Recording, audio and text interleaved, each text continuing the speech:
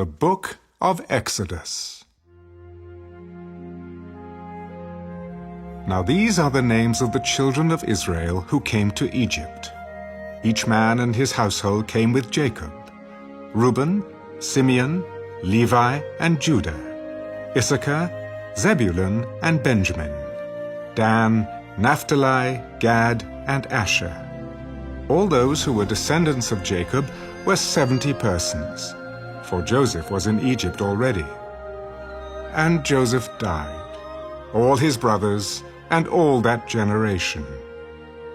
But the children of Israel were fruitful and increased abundantly, multiplied and grew exceedingly mighty, and the land was filled with them. Now there arose a new king over Egypt, who did not know Joseph. And he said to his people, "Look, the people of the children of Israel are more and mightier than we. Come, let us deal shrewdly with them, lest they multiply, and it happen in the event of war, that they also join our enemies and fight against us, and so go up out of the land." Therefore they set taskmasters over them to afflict them with their burdens. And they built for Pharaoh supply cities, Pithom and Ramesses. But the more they afflicted them, the more they multiplied and grew. And they were in dread of the children of Israel. So the Egyptians made the children of Israel serve with rigor, and they made their lives bitter with hard bondage, in mortar, in brick, and in all manner of service in the field. All their service in which they made them serve was with rigor. Then the king of Egypt spoke to the Hebrew midwives, of whom the name of one was Shiphrah, and the name of the other Puah. When you do the duties of a midwife for the Hebrew women, and see them on the birth stools, if it is a son, then you shall kill him. But if it is a daughter, then she shall live.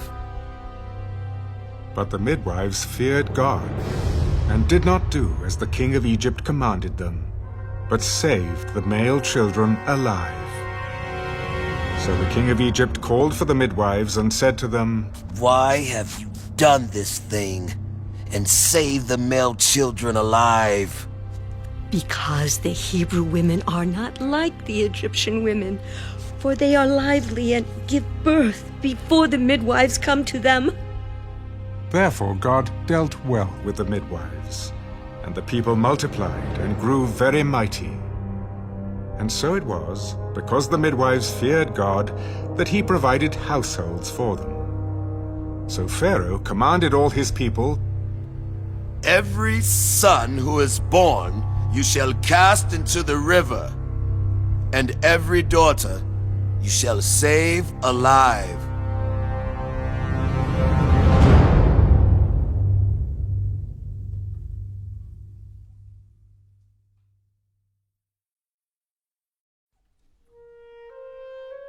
And a man of the house of Levi went and took as wife a daughter of Levi. So the woman conceived and bore a son. And when she saw that he was a beautiful child, she hid him 3 months. But when she could no longer hide him, she took an ark of bulrushes for him, daubed it with asphalt and pitch, put the child in it, and laid it in the reeds by the river's bank. And his sister stood afar off to know what would be done to him. Then the daughter of Pharaoh came down to bathe at the river, and her maidens walked along the riverside. And when she saw the ark among the reeds, she sent her maid to get it. And when she opened it, she saw the child, and behold, the baby wept. So she had compassion on him. "This is one of the Hebrews' children." Then his sister said to Pharaoh's daughter, "Shall I go and call a nurse for you from the Hebrew women, that she may nurse the child for you?" "Go." So the maiden went and called the child's mother. Then Pharaoh's daughter said to her, "Take this child away and nurse him for me, and I will give you your wages. So the woman took the child and nursed him. And the child grew, and she brought him to Pharaoh's daughter, and he became her son. So she called his name Moses, saying, Because I drew him out of the water. Now it came to pass in those days, when Moses was grown, that he went out to his brethren and looked at their burdens. And he saw an Egyptian beating a Hebrew, one of his brethren. So he looked this way and that way, and when he saw no one, he killed the Egyptian and hid him in the sand. And when he went out the second day, behold, 2 Hebrew men were fighting. And he said to the one who did the wrong, Why are you striking your companion? Who made you a prince and a judge over us? Do you intend to kill me as you killed the Egyptian? So Moses feared and said, Surely this thing is known. When Pharaoh heard of this matter, he sought to kill Moses. But Moses fled from the face of Pharaoh and dwelt in the land of Midian, and he sat down by a well. Now the priest of Midian had 7 daughters, and they came and drew water, and they filled the troughs to water their father's flock. Then the shepherds came and drove them away. But Moses stood up and helped them, and watered their flock. When they came to Reuel, their father, he said, How is it that you have come so soon today? An Egyptian delivered us from the hand of the shepherds, and he also drew enough water for us, and watered the flock. And where is he? Why is it that you have left the man? Call him, that he may eat bread. Then Moses was content to live with the man, and he gave Zipporah his daughter to Moses. And she bore him a son. He called his name Gershom, for he said, I have been a stranger in a foreign land.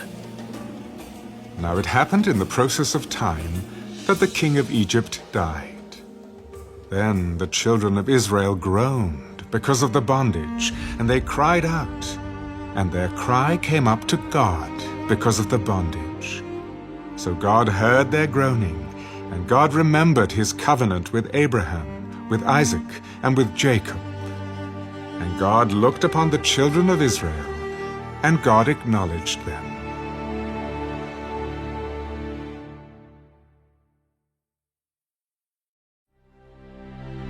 Now Moses was tending the flock of Jethro, his father-in-law, the priest of Midian.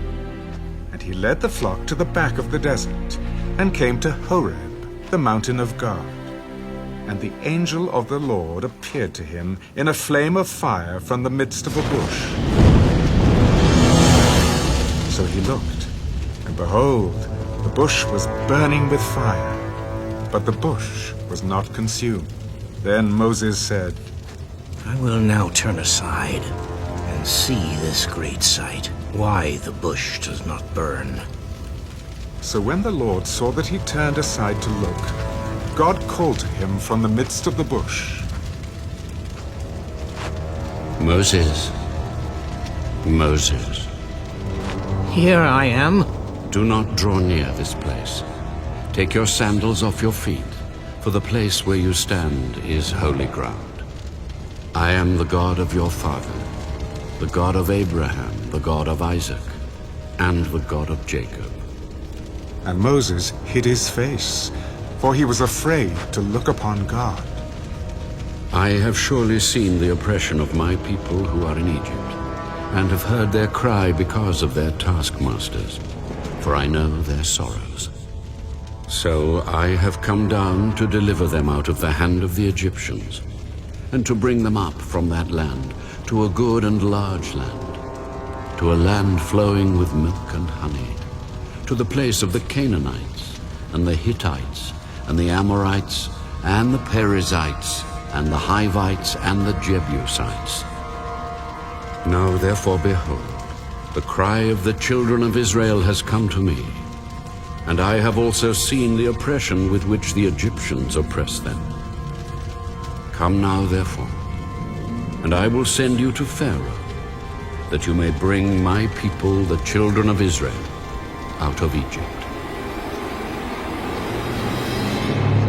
Who am I, that I should go to Pharaoh, and that I should bring the children of Israel out of Egypt? I will certainly be with you, and this shall be a sign to you that I have sent you. When you have brought the people out of Egypt, you shall serve God on this mountain. Indeed, when I come to the children of Israel and say to them, the God of your fathers has sent me to you, and they say to me, what is his name? What shall I say to them?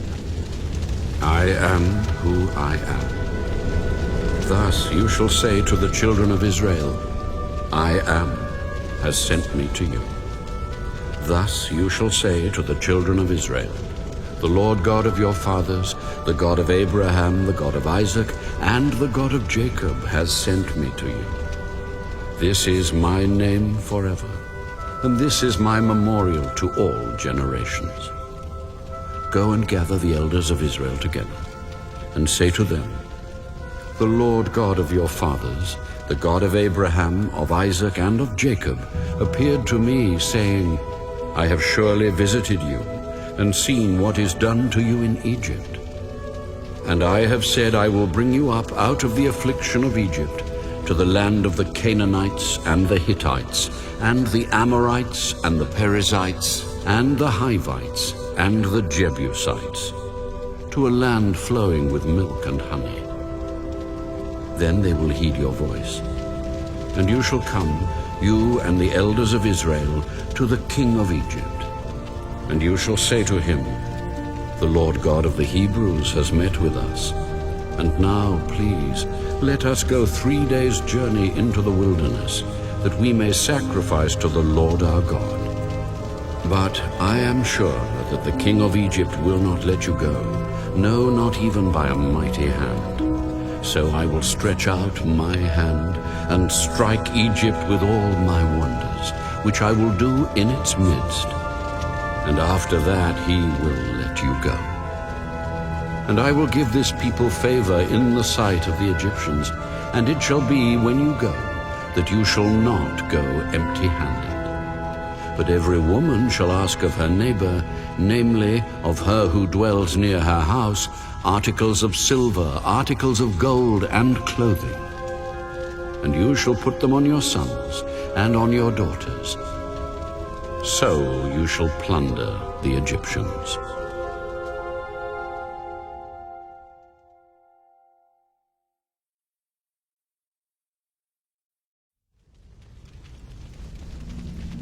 Then Moses answered and said, But suppose they will not believe me, or listen to my voice. Suppose they say, the Lord has not appeared to you. What is that in your hand? A rod. Cast it on the ground. So he cast it on the ground, and it became a serpent.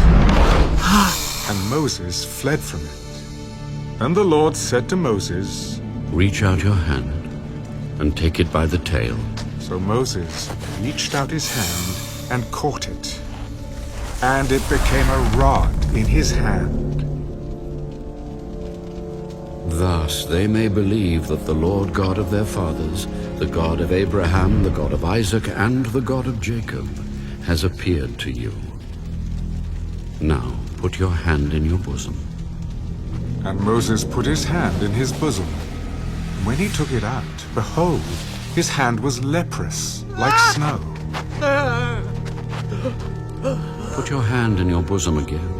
So he put his hand in his bosom again, and drew it out of his bosom, and behold, it was restored like his other flesh. Then it will be, if they do not believe you, nor heed the message of the first sign, that they may believe the message of the latter sign. And it shall be, if they do not believe even these 2 signs, or listen to your voice, that you shall take water from the river and pour it on the dry land. The water which you take from the river will become blood on the dry land. Oh, my lord, I am not eloquent. Neither before nor since you have spoken to your servant, but I am slow of speech and slow of tongue. Who has made man's mouth? Or who makes the mute, the deaf, the seeing, or the blind? Have not I, the Lord? Now therefore, go, and I will be with your mouth, and teach you what you shall say. Oh, my lord, please, send by the hand of whomever else you may send. So the anger of the Lord was kindled against Moses. Is not Aaron the Levite your brother? I know he can speak well. And look, he is also coming out to meet you. When he sees you, he will be glad in his heart. Now you shall speak to him and put the words in his mouth. And I will be with your mouth and with his mouth. And I will teach you what you shall do. So he shall be your spokesman to the people. And he himself shall be as a mouth for you. And you shall be to him as God. And you shall take this rod in your hand, with which you shall do the signs.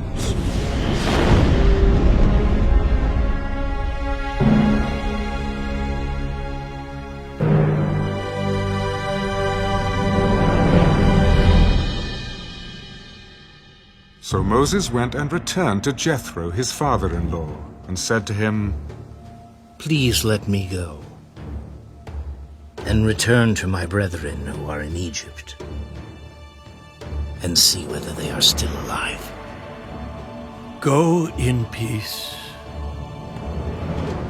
Now the Lord said to Moses in Midian, Go, return to Egypt, for all the men who sought your life are dead.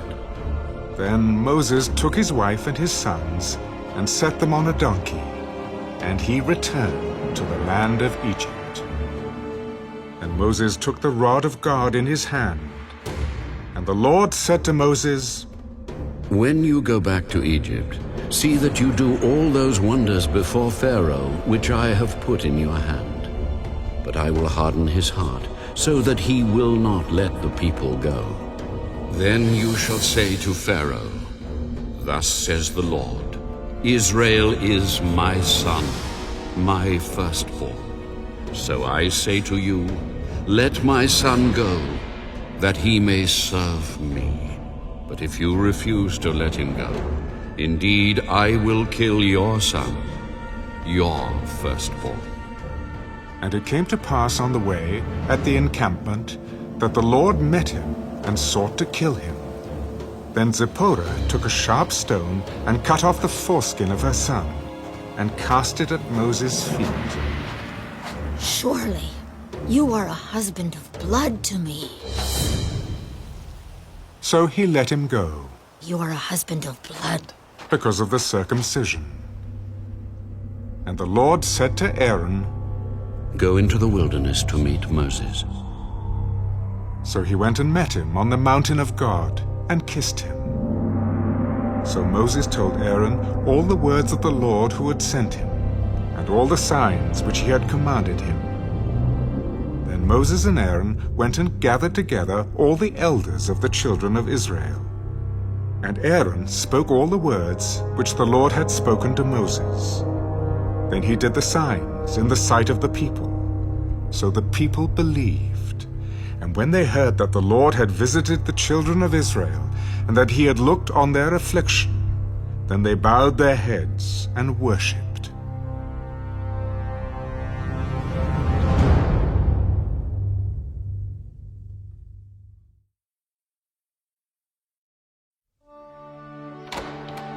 Afterward, Moses and Aaron went in and told Pharaoh, Thus says the Lord God of Israel, Let my people go, that they may hold a feast to me in the wilderness. Who is the Lord, that I should obey his voice to let Israel go? I do not know the Lord, nor will I let Israel go. The God of the Hebrews has met with us. Please, let us go 3 days' journey into the desert and sacrifice to the Lord our God, lest he fall upon us with pestilence or with the sword. Moses and Aaron, why do you take the people from their work? Get back to your labor. Look, the people of the land are many now, and you make them rest from their labor. So the same day, Pharaoh commanded the taskmasters of the people and their officers, You shall no longer give the people straw to make brick as before. Let them go and gather straw for themselves, and you shall lay on them the quota of bricks which they made before. You shall not reduce it, for they are idle. Therefore they cry out, saying, Let us go and sacrifice to our God. Let more work be laid on the men, that they may labor in it, and let them not regard false words. And the taskmasters of the people and their officers went out and spoke to the people. Thus says Pharaoh, I will not give you straw. Go, get yourselves straw where you can find it, yet none of your work will be reduced. So the people were scattered abroad throughout all the land of Egypt to gather stubble instead of straw. And the taskmasters forced them to hurry. Fulfill your work, your daily quota, as when there was straw. Also the officers of the children of Israel, whom Pharaoh's taskmasters had set over them, were beaten and were asked, Why have you not fulfilled your task in making brick both yesterday and today, as before? Then the officers of the children of Israel came and cried out to Pharaoh, saying, Why are you dealing thus with your servants? There is no straw given to your servants, and they say to us, Make brick. And indeed, your servants are beaten, but the fault is in your own people. You are idle. Idle. Therefore you say, Let us go and sacrifice to the Lord. Therefore go now and work, for no straw shall be given you, yet you shall deliver the quota of bricks. And the officers of the children of Israel saw that they were in trouble after it was said, You shall not reduce any bricks from your daily quota. Then, as they came out from Pharaoh, they met Moses and Aaron, who stood there to meet them. And they said to them, Let the Lord look on you and judge, because you have made us abhorrent in the sight of Pharaoh and in the sight of his servants, to put a sword in their hand to kill us. So Moses returned to the Lord. Lord, why have you brought trouble on this people? Why is it you have sent me? For since I came to Pharaoh to speak in your name, he has done evil to this people. Neither have you delivered your people at all.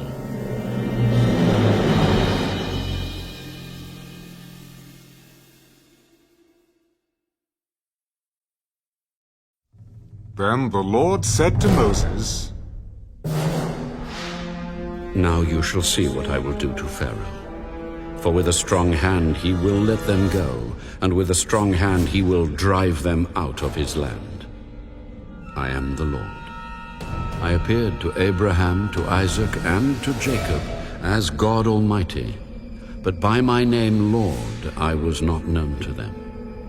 I have also established my covenant with them, to give them the land of Canaan, the land of their pilgrimage, in which they were strangers. And I have also heard the groaning of the children of Israel, whom the Egyptians keep in bondage, and I have remembered my covenant. Therefore, say to the children of Israel, I am the Lord. I will bring you out from under the burdens of the Egyptians. I will rescue you from their bondage, and I will redeem you with an outstretched arm and with great judgments. I will take you as my people, and I will be your God. Then you shall know that I am the Lord your God, who brings you out from under the burdens of the Egyptians. And I will bring you into the land which I swore to give to Abraham, Isaac, and Jacob. And I will give it to you as a heritage. I am the Lord. So Moses spoke thus to the children of Israel, but they did not heed Moses, because of anguish of spirit and cruel bondage. And the Lord spoke to Moses, Go in, tell Pharaoh, king of Egypt, to let the children of Israel go out of his land.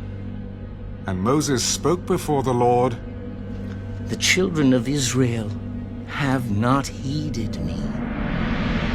How then shall Pharaoh heed me, for I am of uncircumcised lips? Then the Lord spoke to Moses and Aaron, and gave them a command for the children of Israel, and for Pharaoh, king of Egypt, to bring the children of Israel out of the land of Egypt. These are the heads of their fathers' houses. The sons of Reuben, the firstborn of Israel, were Hanok, Pallu, Hezron, and Carmi. These are the families of Reuben. And the sons of Simeon were Jemuel, Jamin, Ohad, Jachin, Zohar, and Shaul, the son of a Canaanite woman. These are the families of Simeon. These are the names of the sons of Levi, according to their generations: Gershon, Kohath, and Merari. And the years of the life of Levi were 137. The sons of Gershon were Libni and Shimei, according to their families. And the sons of Kohath were Amram, Izhar, Hebron, and Uzziel. And the years of the life of Kohath were 133. The sons of Merari were Malai and Mushai. These are the families of Levi, according to their generations. Now Amram took for himself Jochebed, his father's sister, as wife, and she bore him Aaron and Moses. And the years of the life of Amram were 137. The sons of Izhar were Korah, Nepheg, and Zichri. And the sons of Uzziel were Mishael, Elzaphan, and Zithri.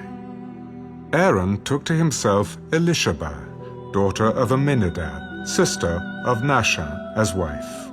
And she bore him Nadab, Abihu, Eleazar, and Ithamar. And the sons of Korah were Azar, Elkanah, and Abiasaph. These are the families of the Korahites. Eleazar, Aaron's son, took for himself one of the daughters of Putiel as wife, and she bore him Phinehas. These are the heads of the fathers' houses of the Levites, according to their families.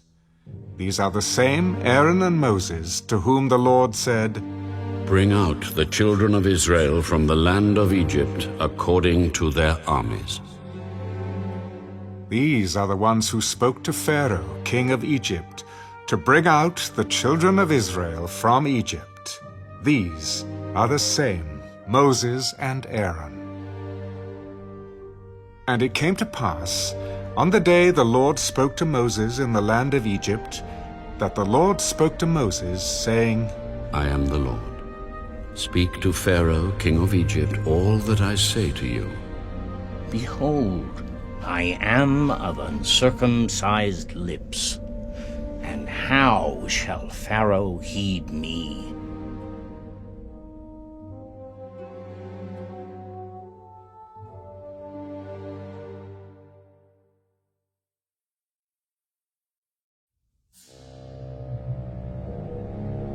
See, I have made you as God to Pharaoh, and Aaron your brother shall be your prophet.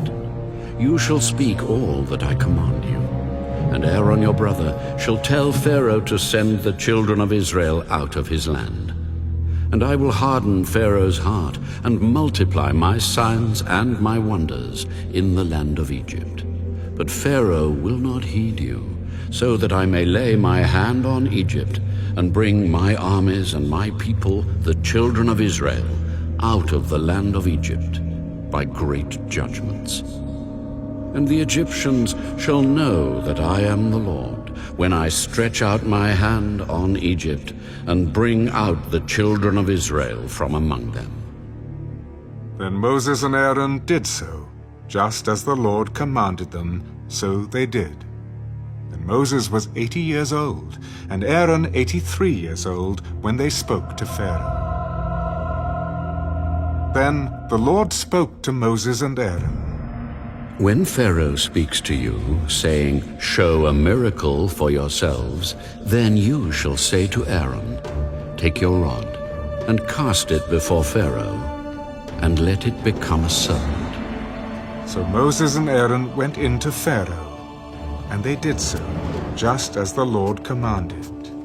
And Aaron cast down his rod before Pharaoh and before his servants, and it became a serpent. But Pharaoh also called the wise men and the sorcerers. So the magicians of Egypt, they also did in like manner with their enchantments. For every man threw down his rod, and they became serpents. But Aaron's rod swallowed up their rods. And Pharaoh's heart grew hard, and he did not heed them as the Lord had said. So the Lord said to Moses, Pharaoh's heart is hard. He refuses to let the people go. Go to Pharaoh in the morning, when he goes out to the water, and you shall stand by the river's bank to meet him. And the rod which was turned to a serpent you shall take in your hand. And you shall say to him, "The Lord God of the Hebrews has sent me to you, saying, Let my people go, that they may serve me in the wilderness.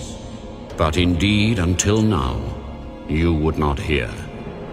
Thus says the Lord, By this you shall know that I am the Lord. Behold, I will strike the waters which are in the river with the rod that is in my hand, and they shall be turned to blood. And the fish that are in the river shall die, the river shall stink, and the Egyptians will loathe to drink the water of the river."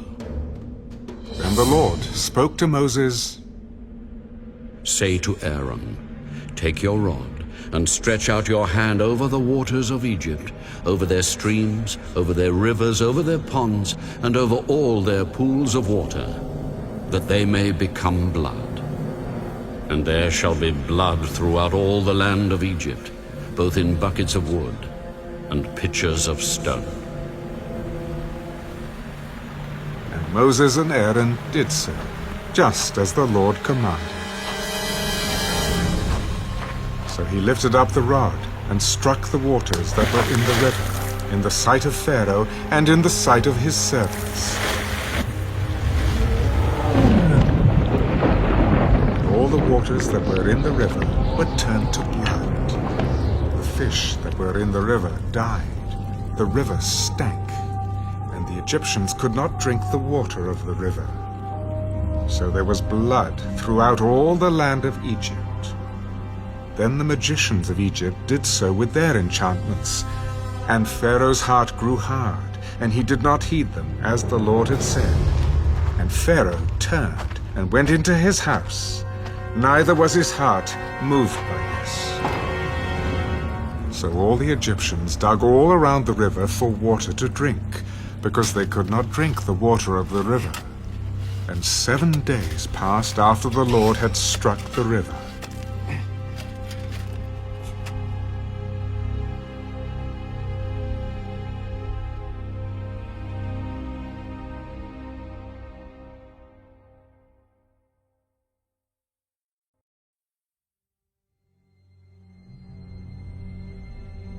And the Lord spoke to Moses.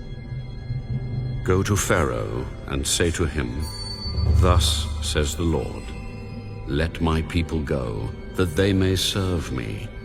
But if you refuse to let them go, behold, I will smite all your territory with frogs. So the river shall bring forth frogs abundantly, which shall go up and come into your house, into your bedroom, on your bed, into the houses of your servants, on your people, into your ovens, and into your kneading bowls. And the frogs shall come up on you, on your people, and on all your servants. Say to Aaron, Stretch out your hand with your rod over the streams, over the rivers, and over the ponds, and cause frogs to come up on the land of Egypt. So Aaron stretched out his hand over the waters of Egypt, and the frogs came up and covered the land of Egypt. The magicians did so with their enchantments, and brought up frogs on the land of Egypt. Then Pharaoh called for Moses and Aaron. Entreat the Lord, that he may take away the frogs from me and my people. And I will let the people go, that they may sacrifice to the Lord. Accept the honor of saying when I shall intercede for you, for your servants and for your people, to destroy the frogs from you and your houses, that they may remain in the river only. Tomorrow. Let it be according to your word, that you may know that there is no one like the Lord our God. And the frogs shall depart from you, from your houses, from your servants, and from your people. They shall remain in the river only. Then Moses and Aaron went out from Pharaoh. And Moses cried out to the Lord concerning the frogs which he had brought against Pharaoh. So the Lord did according to the word of Moses. And the frogs died out of the houses, out of the courtyards, and out of the fields.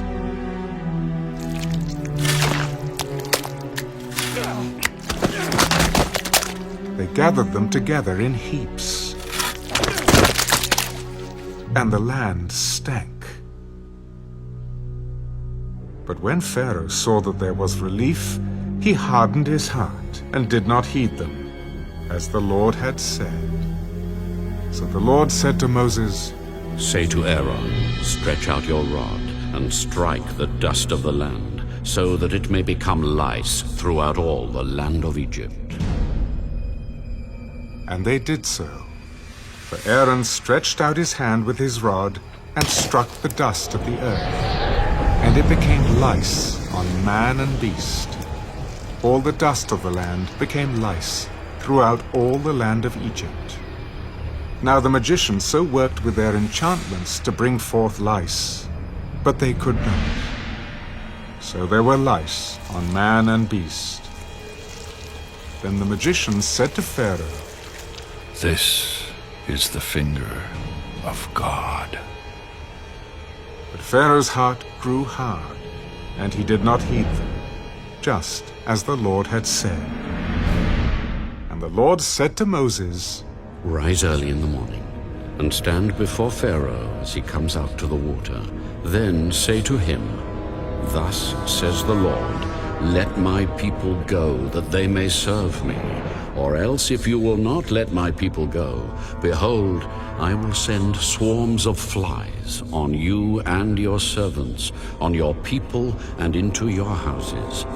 The houses of the Egyptians shall be full of swarms of flies, and also the ground on which they stand. And in that day I will set apart the land of Goshen, in which my people dwell, that no swarms of flies shall be there, in order that you may know that I am the Lord in the midst of the land. I will make a difference between my people and your people. Tomorrow this sign shall be. And the Lord did so.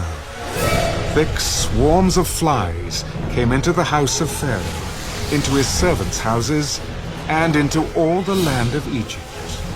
The land was corrupted because of the swarms of flies. Pharaoh called for Moses and Aaron. Go, sacrifice to your God in the land. But Moses said to him, It is not right to do so, for we would be sacrificing the abomination of the Egyptians to the Lord our God. If we sacrifice the abomination of the Egyptians before their eyes, then will they not stone us. We will go 3 days' journey into the wilderness and sacrifice to the Lord our God as he will command us. I will let you go, that you may sacrifice to the Lord your God in the wilderness. Only you shall not go very far away. Intercede for me. Indeed, I am going out from you, and I will entreat the Lord that the swarms of flies may depart tomorrow from Pharaoh, from his servants, and from his people. But let Pharaoh not deal deceitfully anymore in not letting the people go to sacrifice to the Lord. So Moses went out from Pharaoh and entreated the Lord. And the Lord did according to the word of Moses. He removed the swarms of flies from Pharaoh, from his servants, and from his people. Not one remained. But Pharaoh hardened his heart at this time also. Neither would he let the people go.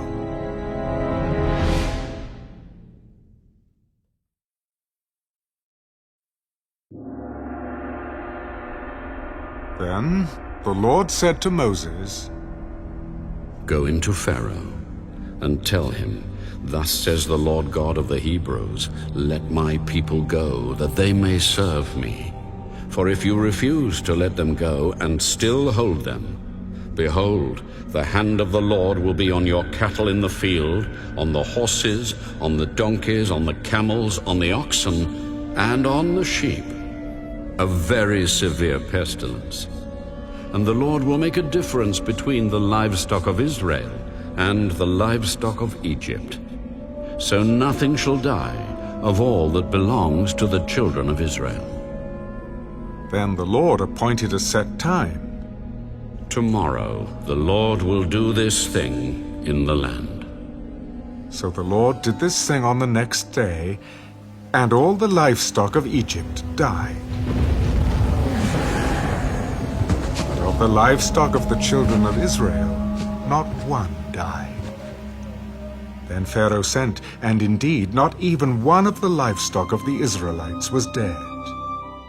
But the heart of Pharaoh became hard, and he did not let the people go. So the Lord said to Moses and Aaron, Take for yourselves handfuls of ashes from a furnace, and let Moses scatter it toward the heavens in the sight of Pharaoh. And it will become fine dust in all the land of Egypt, and it will cause boils that break out in sores on man and beast throughout all the land of Egypt.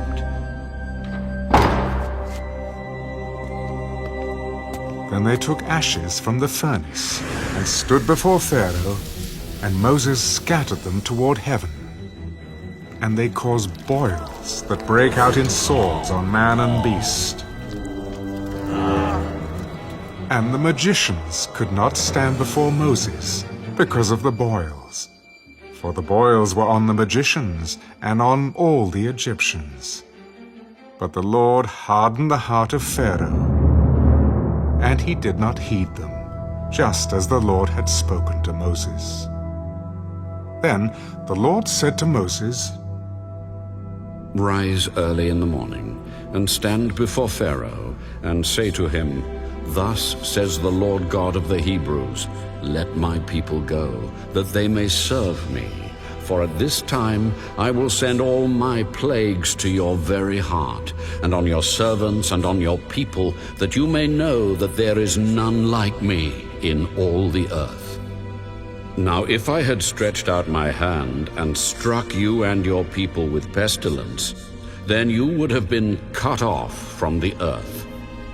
But indeed, for this purpose I have raised you up, that I may show my power in you, and that my name may be declared in all the earth. As yet you exalt yourself against my people, in that you will not let them go. Behold, tomorrow about this time, I will cause very heavy hail to rain down, such as has not been in Egypt since its founding, until now. Therefore send now, and gather your livestock, and all that you have in the field, for the hail shall come down on every man and every animal which is found in the field, and is not brought home, and they shall die. He who feared the word of the Lord among the servants of Pharaoh made his servants and his livestock flee to the houses. But he who did not regard the word of the Lord left his servants and his livestock in the field.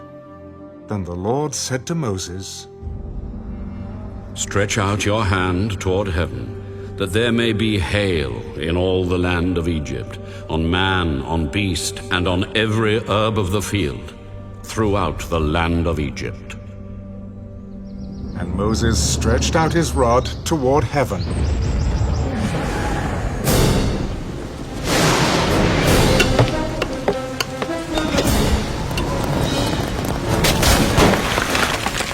And the Lord sent thunder and hail, and fire darted to the ground.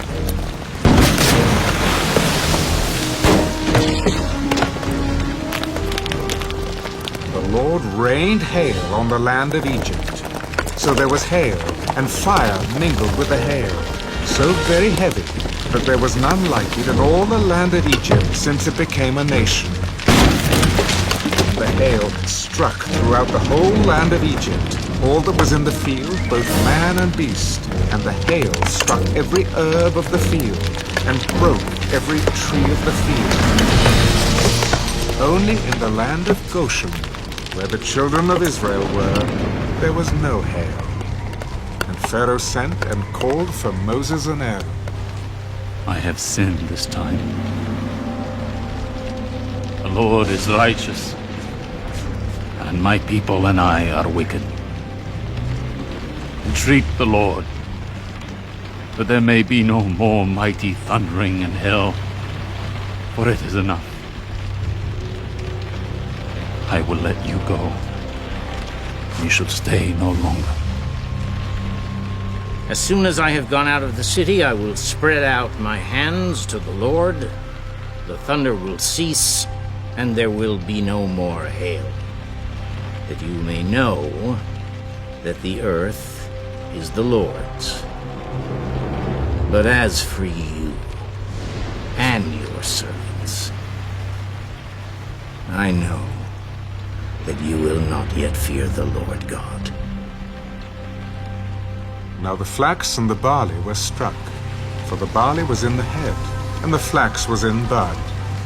But the wheat and the spelt were not struck, for they are late crops. So Moses went out of the city from Pharaoh and spread out his hands to the Lord.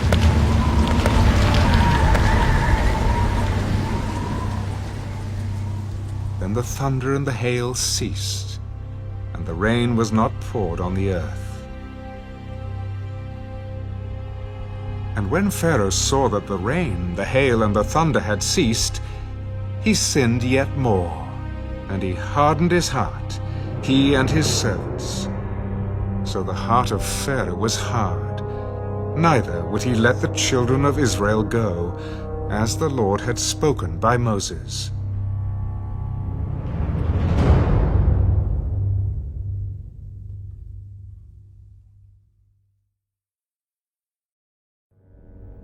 Now the Lord said to Moses, Go into Pharaoh, for I have hardened his heart and the hearts of his servants, that I may show these signs of mine before him, and that you may tell in the hearing of your son and your son's son the mighty things I have done in Egypt, and my signs which I have done among them, that you may know that I am the Lord. So Moses and Aaron came into Pharaoh and said to him, Thus says the Lord God of the Hebrews, How long will you refuse to humble yourself before me?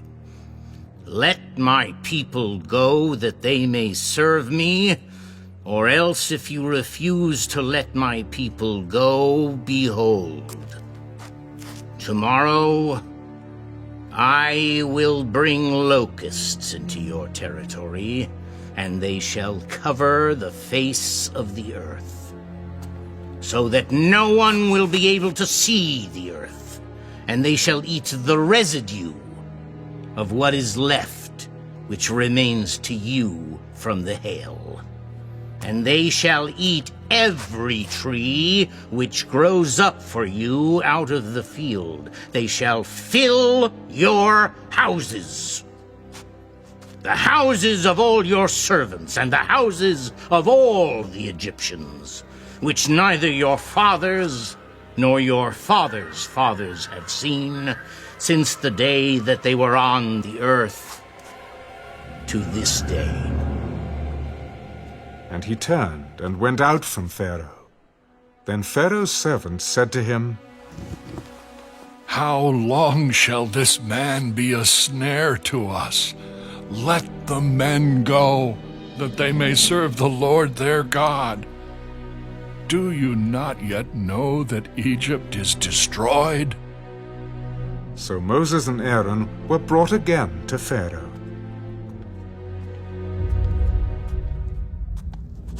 Go, serve the Lord your God. Who are the ones that are going? We will go with our young and our old, with our sons and our daughters, with our flocks and our herds we will go, for we must hold a feast to the Lord. The Lord had better be with you when I let you and your little ones go. Beware, for evil is ahead of you. Not so.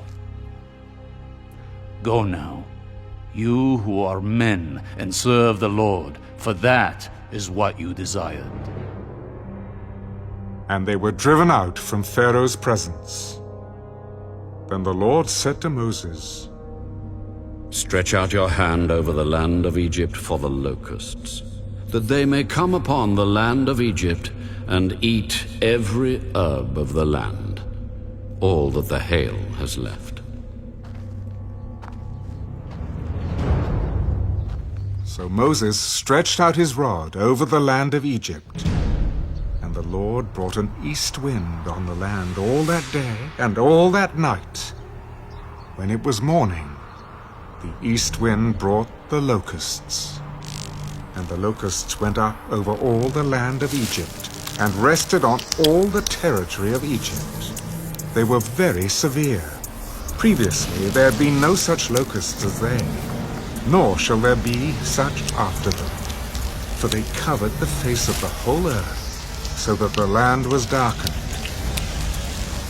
And they ate every herb of the land, and all the fruit of the trees which the hail had left. So there remained nothing green on the trees, or on the plants of the field throughout all the land of Egypt. Then Pharaoh called for Moses and Aaron in haste. I have sinned against the Lord your God and against you. Now therefore, please forgive my sin only this once, and entreat the Lord your God that he may take away from me this death only. So he went out from Pharaoh and entreated the Lord.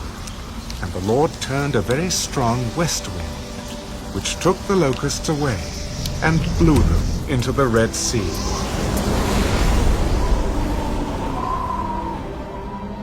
There remained not one locust in all the territory of Egypt.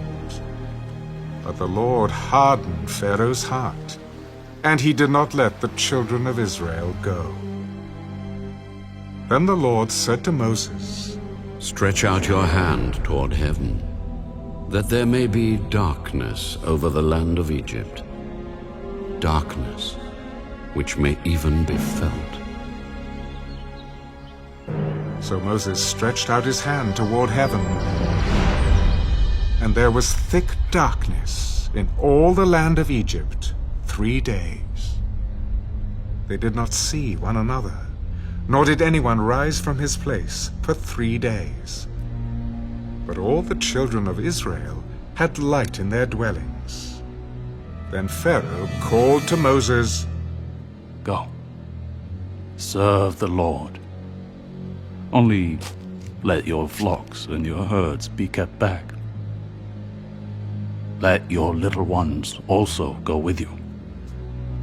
But Moses said, You must also give us sacrifices and burnt offerings, that we may sacrifice to the Lord our God. Our livestock also shall go with us.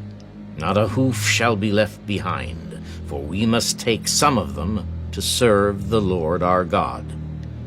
And even we do not know with what we must serve the Lord until we arrive there. But the Lord hardened Pharaoh's heart, and he would not let them go. Then Pharaoh said to him, Get away from me. Take heed to yourself, and see my face no more. For in the day you see my face, you shall die. You have spoken well. I will never see your face again.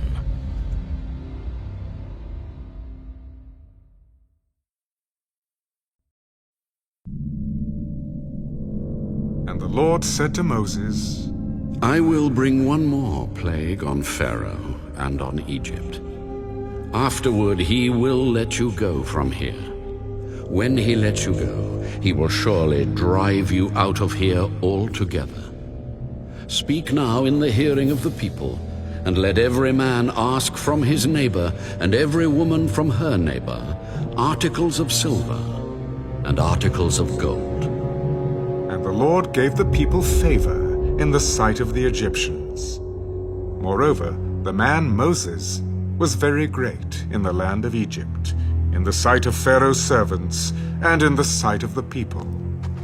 Then Moses said, Thus says the Lord, About midnight I will go out into the midst of Egypt, and all the firstborn in the land of Egypt shall die.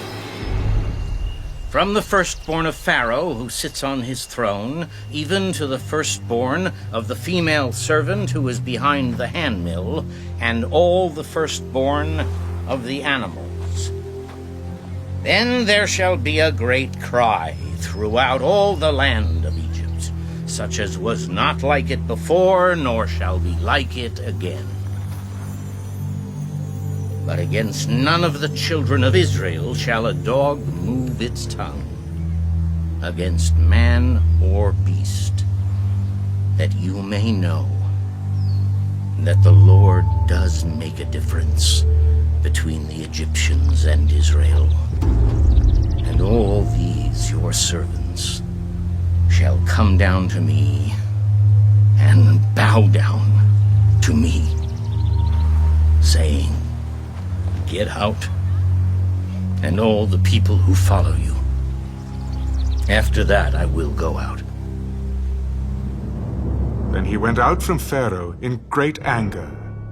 But the Lord said to Moses, Pharaoh will not heed you, so that my wonders may be multiplied in the land of Egypt. So Moses and Aaron did all these wonders before Pharaoh. And the Lord hardened Pharaoh's heart, and he did not let the children of Israel go out of his land.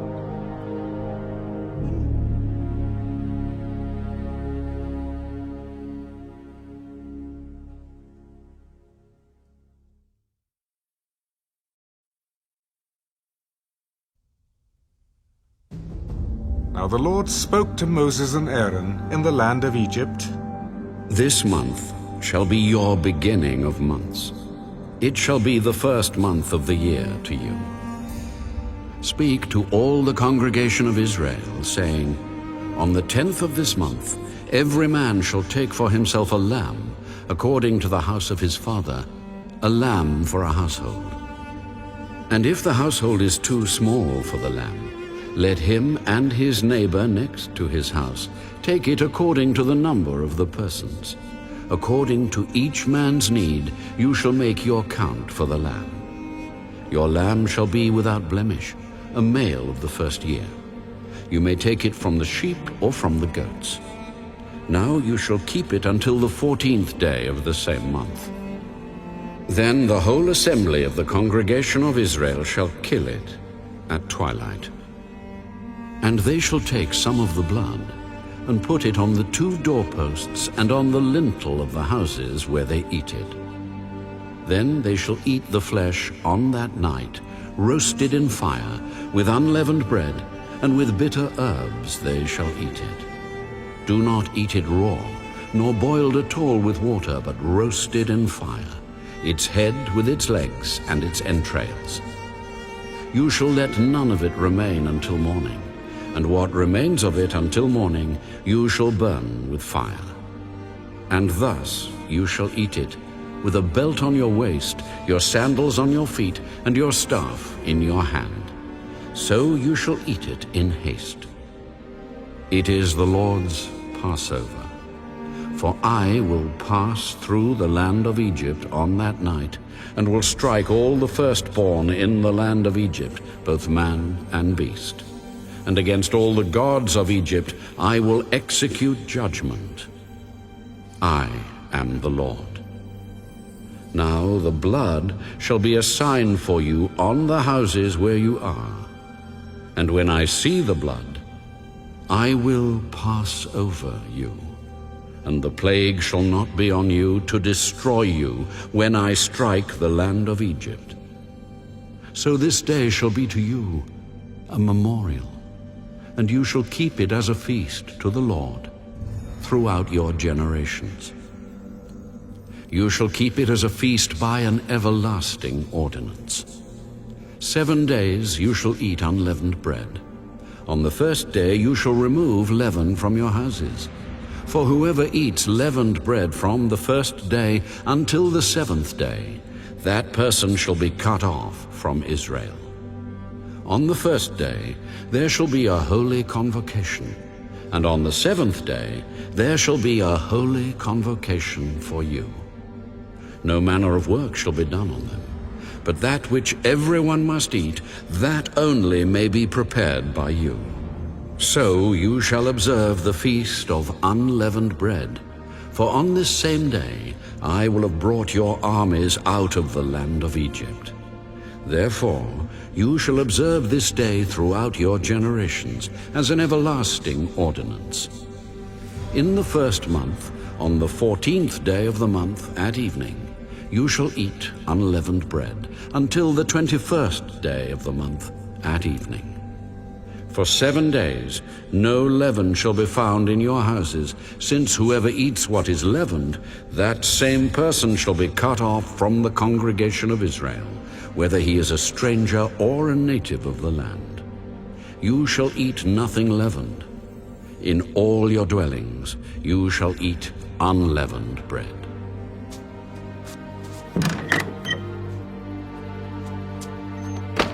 Then Moses called for all the elders of Israel and said to them, Pick out and take lambs for yourselves according to your families, and kill the Passover lamb. And you shall take a bunch of hyssop, dip it in the blood that is in the basin,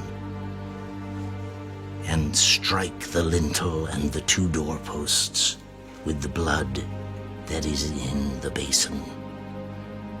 And none of you shall go out of the door of his house until morning.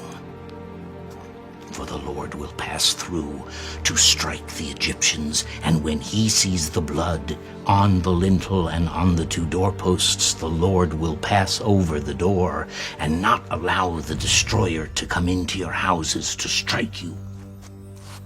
And you shall observe this thing as an ordinance for you and your sons forever.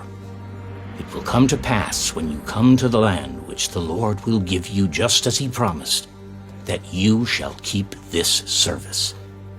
And it shall be, when your children say to you, "What do you mean by this service?" that you shall say, "It is the Passover sacrifice of the Lord, who passed over the houses of the children of Israel in Egypt, when he struck the Egyptians and delivered our households." So the people bowed their heads and worshipped. Then the children of Israel went away and did so, just as the Lord had commanded Moses and Aaron, so they did.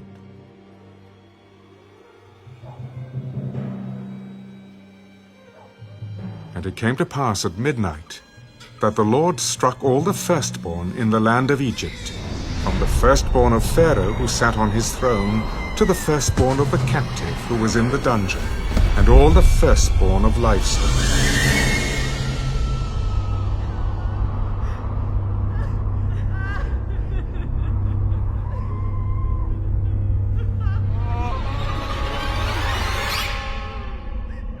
So Pharaoh rose in the night, he, all his servants, and all the Egyptians, and there was a great cry in Egypt, for there was not a house where there was not one dead.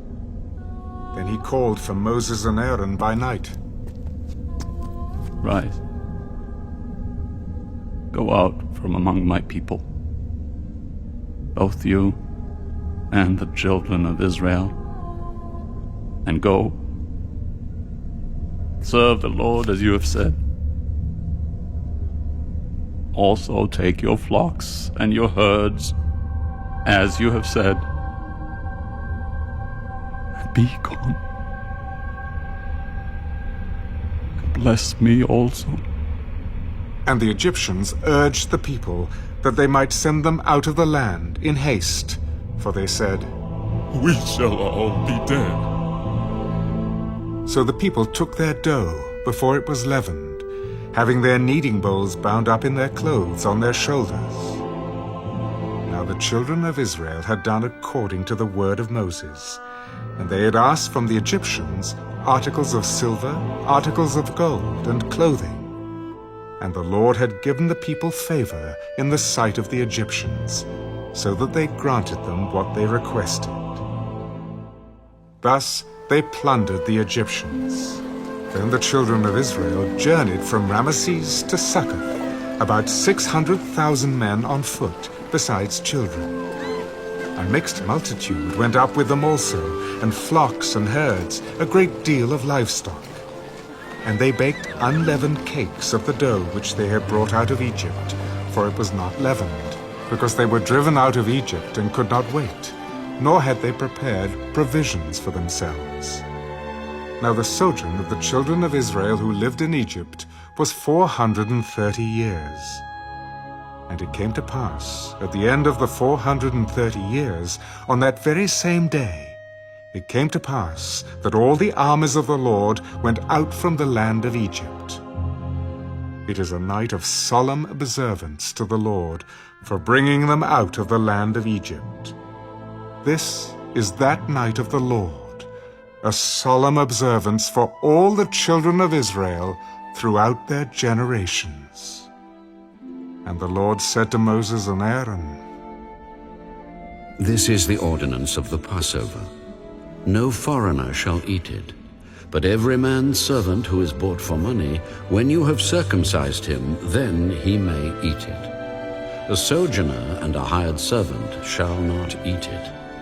In one house it shall be eaten. You shall not carry any of the flesh outside the house, nor shall you break one of its bones. All the congregation of Israel shall keep it. And when a stranger dwells with you and wants to keep the Passover to the Lord, let all his males be circumcised, and then let him come near and keep it. And he shall be as a native of the land. For no uncircumcised person shall eat it.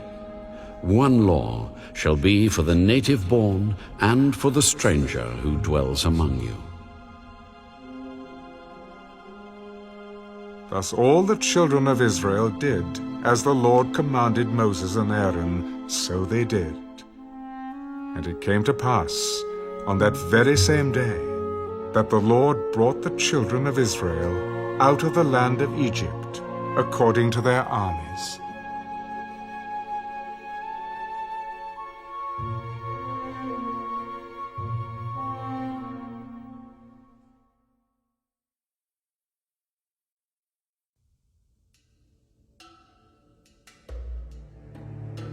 Then the Lord spoke to Moses.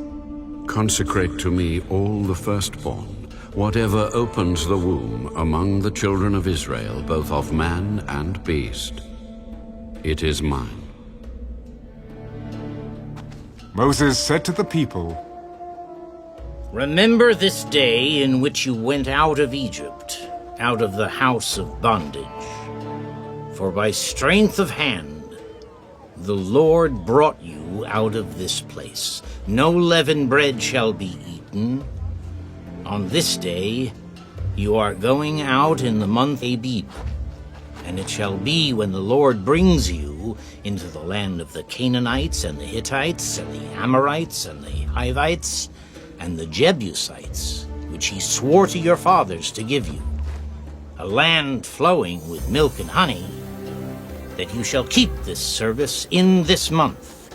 7 days you shall eat unleavened bread, and on the 7th day there shall be a feast to the Lord. Unleavened bread shall be eaten 7 days. And no leavened bread shall be seen among you, nor shall leaven be seen among you in all your quarters. And you shall tell your son in that day, saying, This is done because of what the Lord did for me when I came up from Egypt. It shall be as a sign to you on your hand, and as a memorial between your eyes, that the Lord's law may be in your mouth. For with a strong hand the Lord has brought you out of Egypt. You shall therefore keep this ordinance in its season from year to year. And it shall be, when the Lord brings you into the land of the Canaanites, as he swore to you and your fathers, and gives it to you, that you shall set apart to the Lord all that open the womb, that is, every firstborn that comes from an animal which you have. The males shall be the Lord's. But every firstborn of a donkey you shall redeem with a lamb. And if you will not redeem it, then you shall break its neck. And all the firstborn of man among your sons you shall redeem. So it shall be, when your son asks you in time to come, saying, What is this? That you shall say to him, By strength of hand the Lord brought us out of Egypt, out of the house of bondage.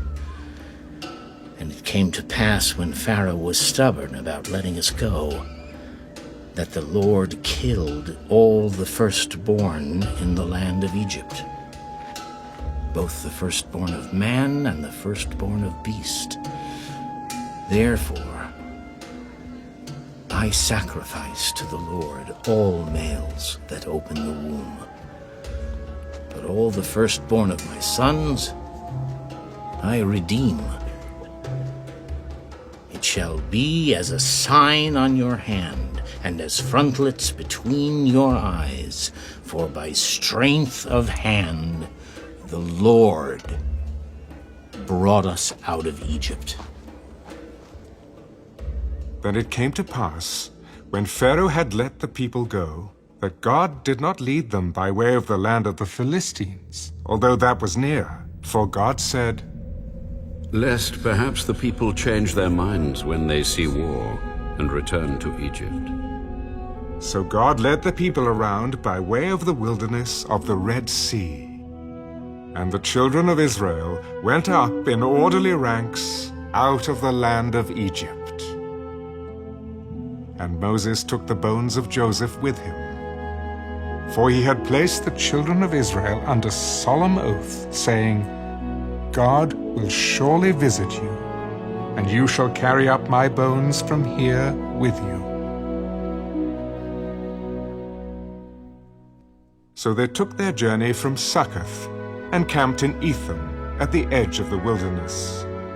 And the Lord went before them by day in a pillar of cloud to lead the way, and by night in a pillar of fire to give them light, so as to go by day and night.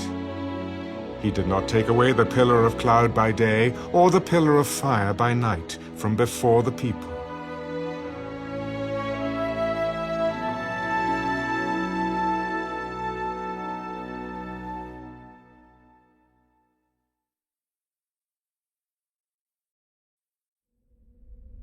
Now the Lord spoke to Moses, saying, Speak to the children of Israel, that they turn and camp before Pi-hahiroth, between Migdol and the sea, opposite Baal-zephon. You shall camp before it by the sea.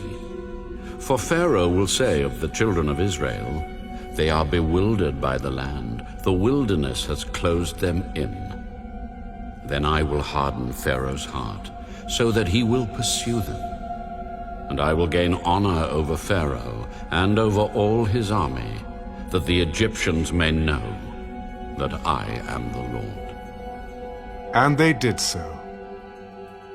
Now it was told the king of Egypt that the people had fled, and the heart of Pharaoh and his servants was turned against the people, and they said, Why have we done this, that we have let Israel go from serving us?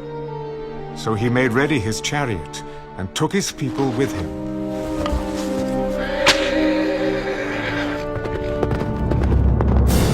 Also he took 600 choice chariots and all the chariots of Egypt with captains over every one of them. And the Lord hardened the heart of Pharaoh, king of Egypt, and he pursued the children of Israel. And the children of Israel went out with boldness. So the Egyptians pursued them, all the horses and chariots of Pharaoh, his horsemen and his army, and overtook them camping by the sea beside Pi-hahiroth before Baal-zephon. And when Pharaoh drew near, the children of Israel lifted their eyes, and behold, the Egyptians marched after them. So they were very afraid. The children of Israel cried out to the Lord. Then they said to Moses, Because there were no graves in Egypt? Have you taken us away to die in the wilderness? Why have you so dealt with us to bring us up out of Egypt? Is this not the word that we told you in Egypt, saying, Let us alone, that we may serve the Egyptians? For it would have been better for us to serve the Egyptians than that we should die in the wilderness. Do not be afraid.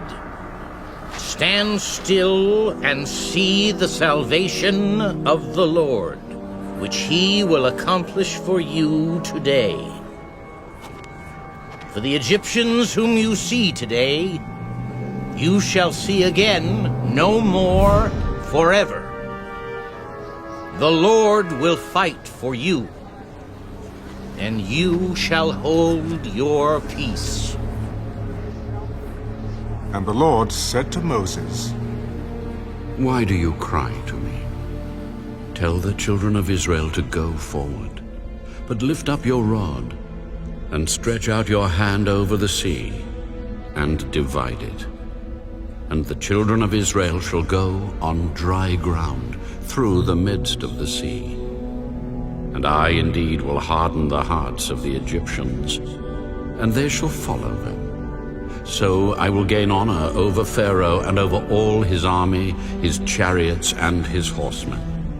Then the Egyptians shall know that I am the Lord, when I have gained honor for myself over Pharaoh, his chariots, and his horsemen.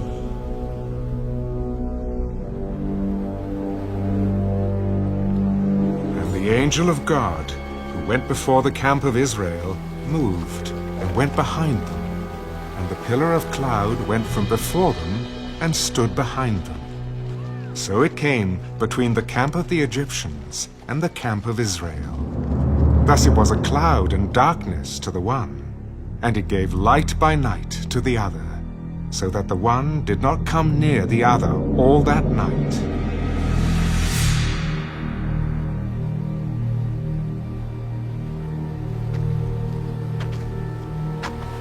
Then Moses stretched out his hand over the sea,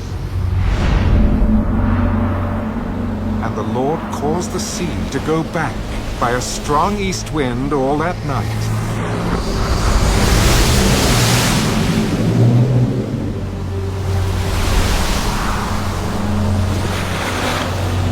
And made the sea into dry land, and the waters were divided.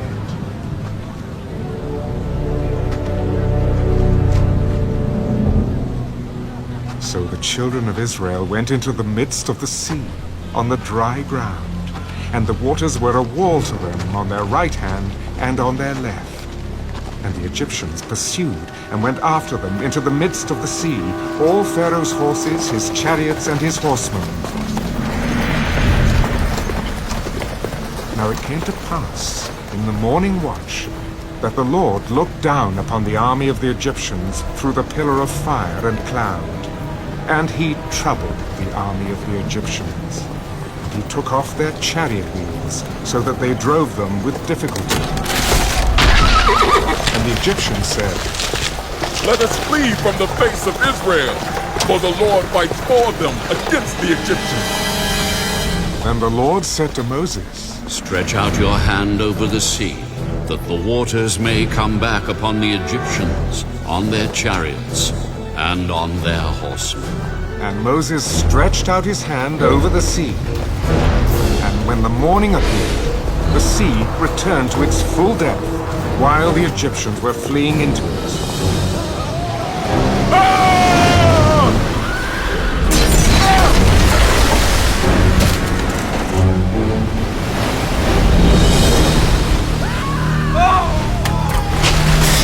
So the Lord overthrew the Egyptians in the midst of the sea. Then the waters returned and covered the chariots, the horsemen, and all the army of Pharaoh that came into the sea after them. Not so much as one of them remained.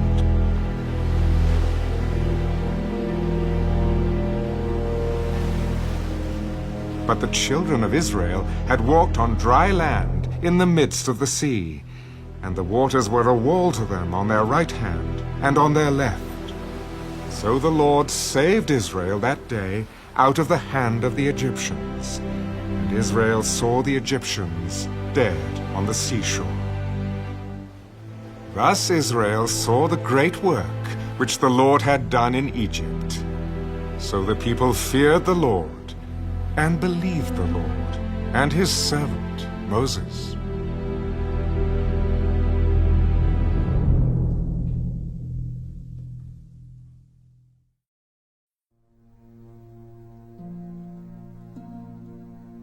Then Moses and the children of Israel sang this song to the Lord. I will sing to the Lord, for he has triumphed gloriously. The horse and its rider he has thrown into the sea. The Lord is my strength and song, and he has become my salvation. He is my God, and I will praise him. My father's God, and I will exalt him. The Lord is a man of war. The Lord is his name. Pharaoh's chariots and his army he has cast into the sea. His chosen captains also are drowned in the Red Sea. The depths have covered them. They sank to the bottom like a stone. Your right hand, O Lord, has become glorious in power. Your right hand, O Lord, has dashed the enemy in pieces. And in the greatness of your excellence, you have overthrown those who rose against you. You sent forth your wrath. It consumed them like stubble. And with the blasts of your nostrils, the waters were gathered together. The floods stood upright like a heap. The depths congealed in the heart of the sea.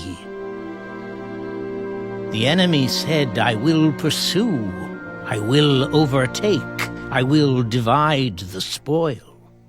My desire shall be satisfied on them. I will draw my sword, my hands shall destroy them. You blew with your wind, the sea covered them. They sank like lead in the mighty waters. Who is like you, O Lord, among the gods? Who is like you, glorious in holiness, fearful in praises, doing wonders? You stretched out your right hand. The earth swallowed them. You in your mercy have led forth the people whom you have redeemed. You have guided them in your strength to your holy habitation. The people will hear and be afraid. Sorrow will take hold of the inhabitants of Philistia. Then the chiefs of Edom will be dismayed. The mighty men of Moab, trembling, will take hold of them. All the inhabitants of Canaan will melt away. Fear and dread will fall on them. By the greatness of your arm, they will be as still as a stone, till your people pass over, O Lord. Till the people pass over, whom you have purchased. You will bring them in and plant them in the mountain of your inheritance, in the place, O Lord, which you have made for your own dwelling. The sanctuary, O Lord, which your hands have established. The Lord shall reign forever and ever.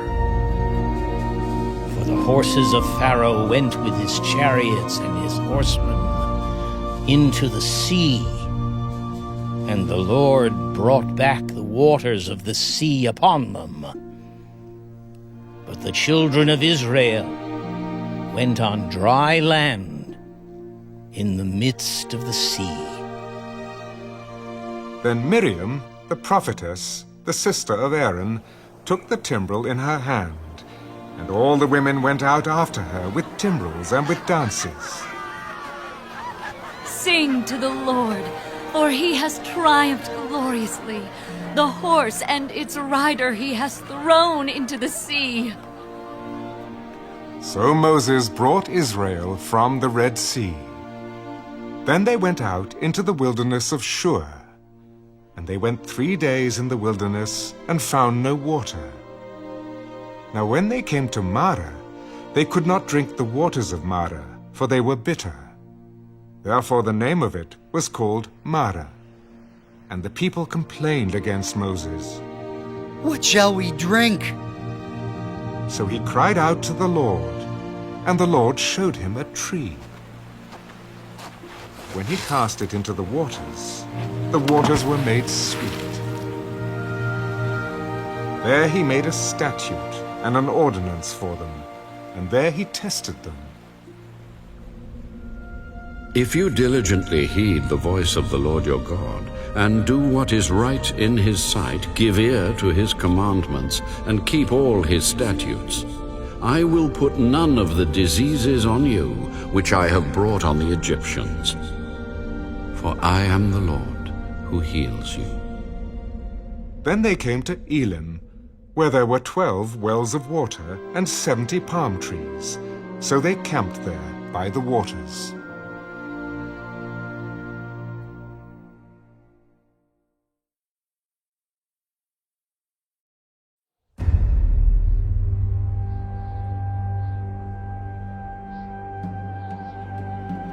And they journeyed from Elim, and all the congregation of the children of Israel came to the wilderness of Sin, which is between Elim and Sinai, on the 15th day of the 2nd month after they departed from the land of Egypt. Then the whole congregation of the children of Israel complained against Moses and Aaron in the wilderness. And the children of Israel said to them, Oh, that we had died by the hand of the Lord in the land of Egypt, when we sat by the pots of meat, and when we ate bread to the full. For you have brought us out into this wilderness to kill this whole assembly with hunger. Then the Lord said to Moses, Behold, I will rain bread from heaven for you, and the people shall go out and gather a certain quota every day, that I may test them whether they will walk in my law or not. And it shall be on the 6th day that they shall prepare what they bring in, and it shall be twice as much as they gather daily. Then Moses and Aaron said to all the children of Israel, At evening you shall know that the Lord has brought you out of the land of Egypt. And in the morning you shall see the glory of the Lord, for he hears your complaints against the Lord.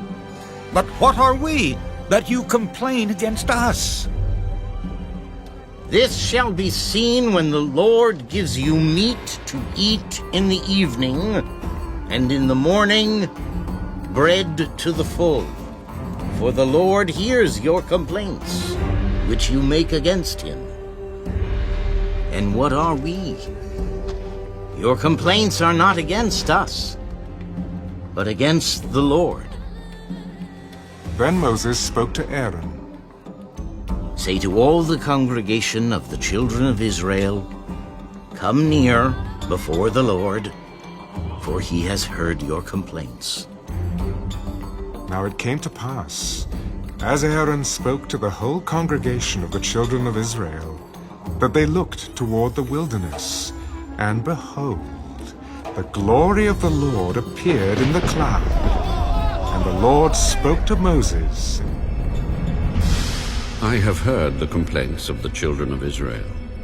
Speak to them, saying, At twilight you shall eat meat, and in the morning you shall be filled with bread.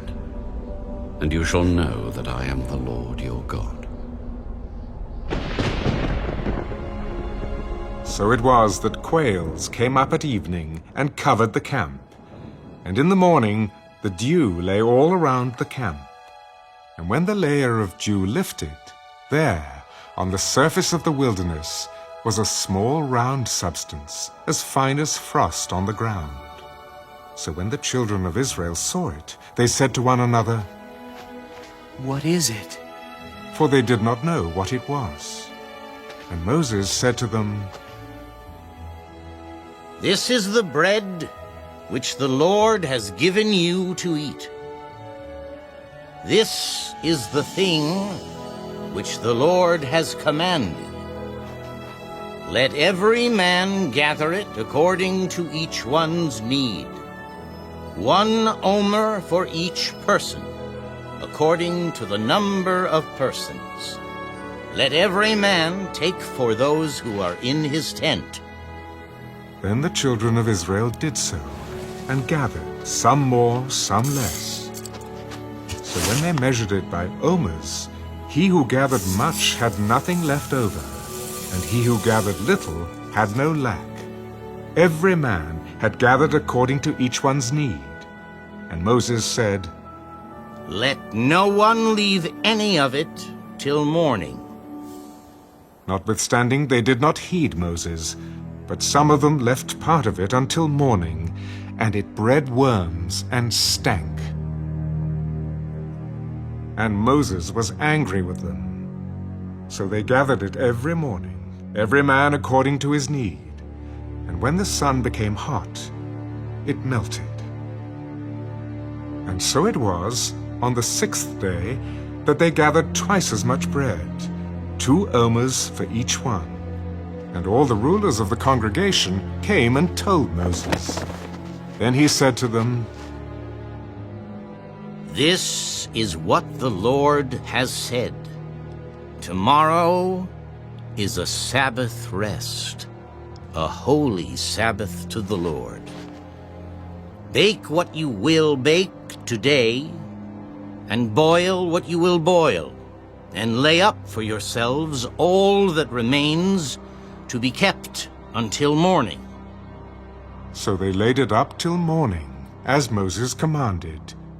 And it did not stink, nor were there any worms in it. Then Moses said, Eat that today, for today is a Sabbath to the Lord. Today you will not find it in the field. 6 days you shall gather it, but on the 7th day, the Sabbath, there will be none. Now it happened that some of the people went out on the 7th day to gather, but they found none. And the Lord said to Moses, How long do you refuse to keep my commandments and my laws? See, for the Lord has given you the Sabbath. Therefore he gives you on the 6th day bread for 2 days. Let every man remain in his place. Let no man go out of his place on the 7th day. So the people rested on the 7th day.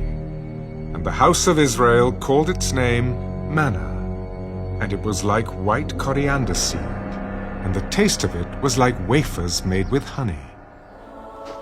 Then Moses said, This is the thing which the Lord has commanded. Fill an omer with it to be kept for your generations, that they may see the bread with which I fed you in the wilderness when I brought you out of the land of Egypt. And Moses said to Aaron, Take a pot and put an omer of manna in it, and lay it up before the Lord to be kept for your generations. As the Lord commanded Moses, so Aaron laid it up before the testimony to be kept. And the children of Israel ate manna 40 years, until they came to an inhabited land. They ate manna until they came to the border of the land of Canaan. Now, an omer is 1/10 of an ephah.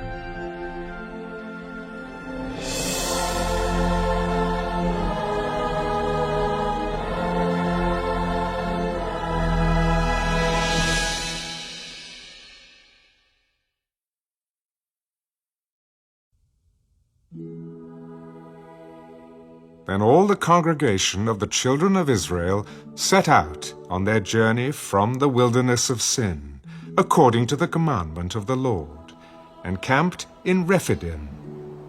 But there was no water for the people to drink. Therefore the people contended with Moses. Give us water that we may drink. Why do you contend with me? Why do you tempt the Lord?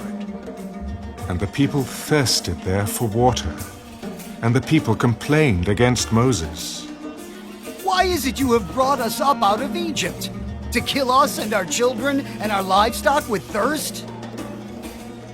So Moses cried out to the Lord. What shall I do with this people? They are almost ready to stone me. Go on before the people, and take with you some of the elders of Israel. Also, take in your hand your rod, with which you struck the river, and go. Behold, I will stand before you there, on the rock in Horeb. And you shall strike the rock, and water will come out of it, that the people may drink. And Moses did so in the sight of the elders of Israel. So he called the name of the place Massah and Meribah, because of the contention of the children of Israel, and because they tempted the Lord, saying, Is the Lord among us or not? Now Amalek came and fought with Israel in Rephidim. And Moses said to Joshua, Choose us some men and go out, fight with Amalek. Tomorrow I will stand on the top of the hill with the rod of God in my hand. So Joshua did as Moses said to him, and fought with Amalek. And Moses, Aaron, and Hur went up to the top of the hill. And so it was, when Moses held up his hand, that Israel prevailed. And when he let down his hand, Amalek prevailed. But Moses' hands became heavy.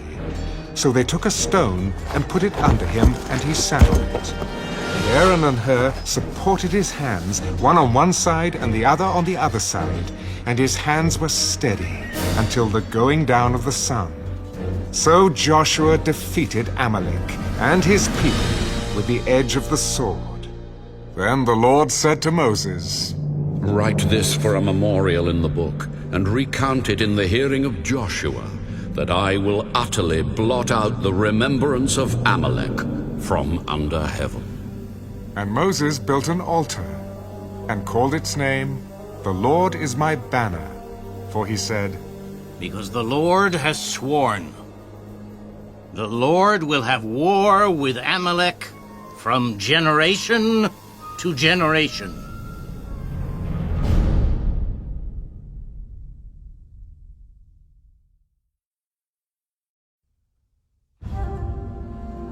And Jethro, the priest of Midian, Moses' father-in-law, heard of all that God had done for Moses and for Israel, his people, that the Lord had brought Israel out of Egypt. Then Jethro, Moses' father-in-law, took Zipporah, Moses' wife, after he had sent her back with her 2 sons, of whom the name of one was Gershom. For Moses said, I have been a stranger in a foreign land. And the name of the other was Eleazar. For he said, The God of my father was my help, and delivered me from the sword of Pharaoh. And Jethro, Moses' father-in-law, came with his sons and his wife to Moses in the wilderness, where he was encamped at the mountain of God. Now he had said to Moses, I, your father-in-law, Jethro, am coming to you, with your wife, and her 2 sons with her. So Moses went out to meet his father-in-law, bowed down, and kissed him. And they asked each other about their well-being, and they went into the tent.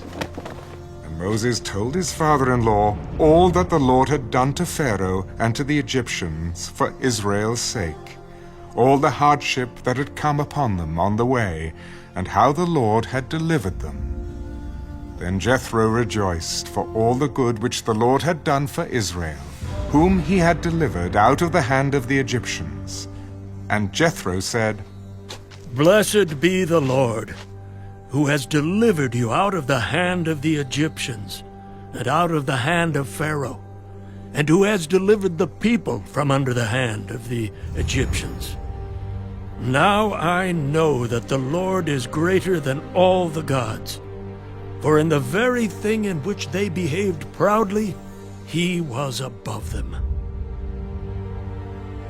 Then Jethro, Moses' father-in-law, took a burnt offering and other sacrifices to offer to God. And Aaron came with all the elders of Israel to eat bread with Moses' father-in-law before God. And so it was, on the next day, that Moses sat to judge the people. And the people stood before Moses from morning until evening. So when Moses' father-in-law saw all that he did for the people, he said, "What is this thing that you are doing for the people? Why do you alone sit and all the people stand before you from morning until evening?" Because the people come to me to inquire of God. When they have a difficulty, they come to me, and I judge between one and another. And I make known the statutes of God and his laws. The thing that you do is not good. Both you and these people who are with you will surely wear yourselves out. For this thing is too much for you. You are not able to perform it by yourself. Listen now to my voice. I will give you counsel, and God will be with you. Stand before God for the people, so that you may bring the difficulties to God. And you shall teach them the statutes and the laws, and show them the way in which they must walk, and the work they must do. Moreover, you shall select from all the people able men, such as fear God, men of truth, hating covetousness, and place such over them to be rulers of thousands, rulers of hundreds, rulers of 50s, and rulers of 10s. And let them judge the people at all times.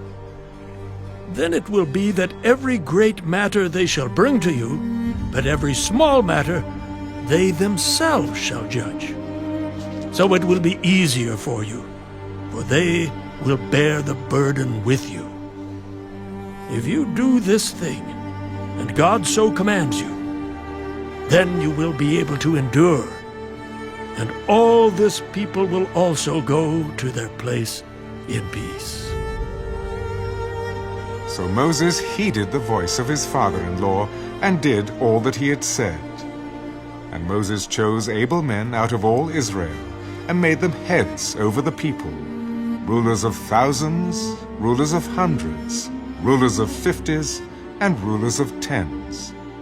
So they judged the people at all times. The hard cases they brought to Moses, but they judged every small case themselves. Then Moses let his father-in-law depart, and he went his way to his own land.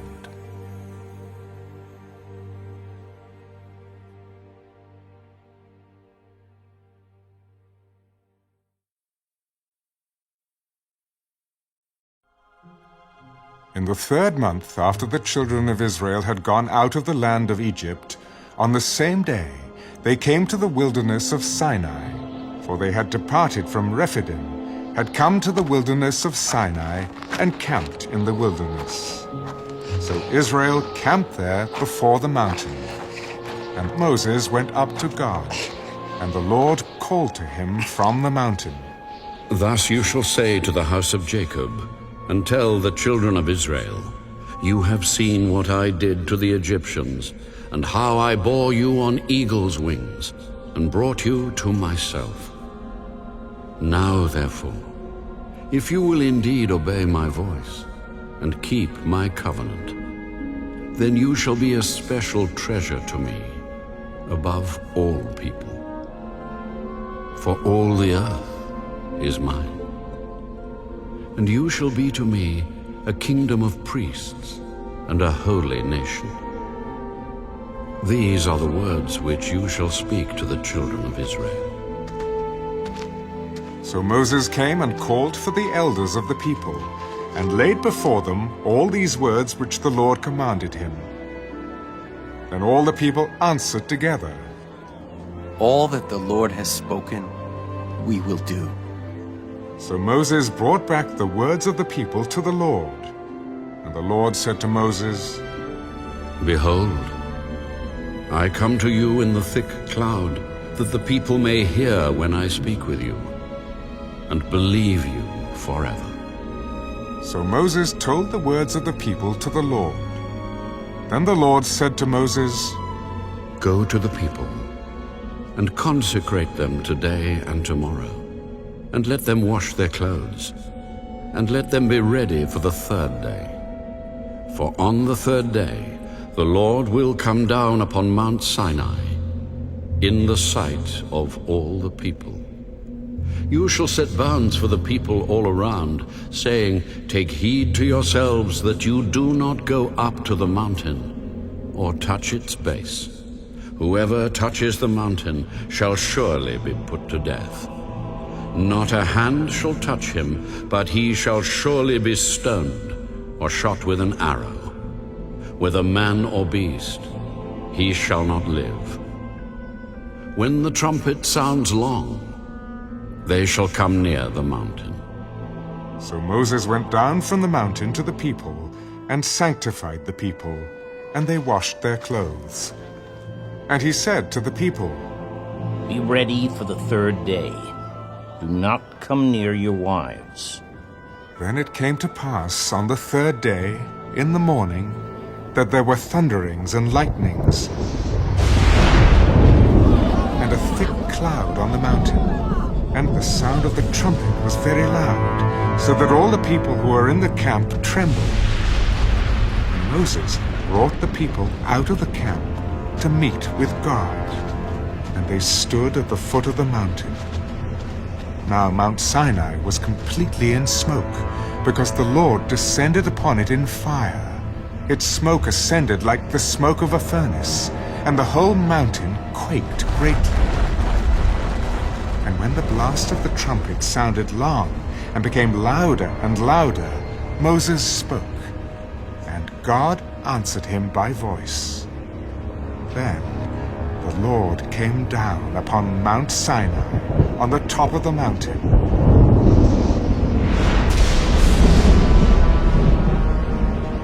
And the Lord called Moses to the top of the mountain, and Moses went up. And the Lord said to Moses, Go down and warn the people, lest they break through to gaze at the Lord, and many of them perish. Also let the priests who come near the Lord consecrate themselves, lest the Lord break out against them.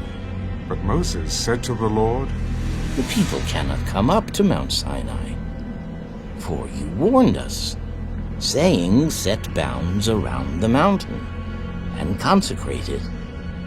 Then the Lord said to him, Away, get down, and then come up, you and Aaron with you. But do not let the priest and the people break through to come up to the Lord, lest he break out against them. So Moses went down to the people and spoke to them.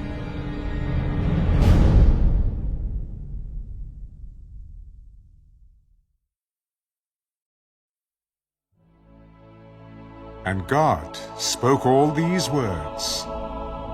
I am the Lord your God, who brought you out of the land of Egypt, out of the house of bondage.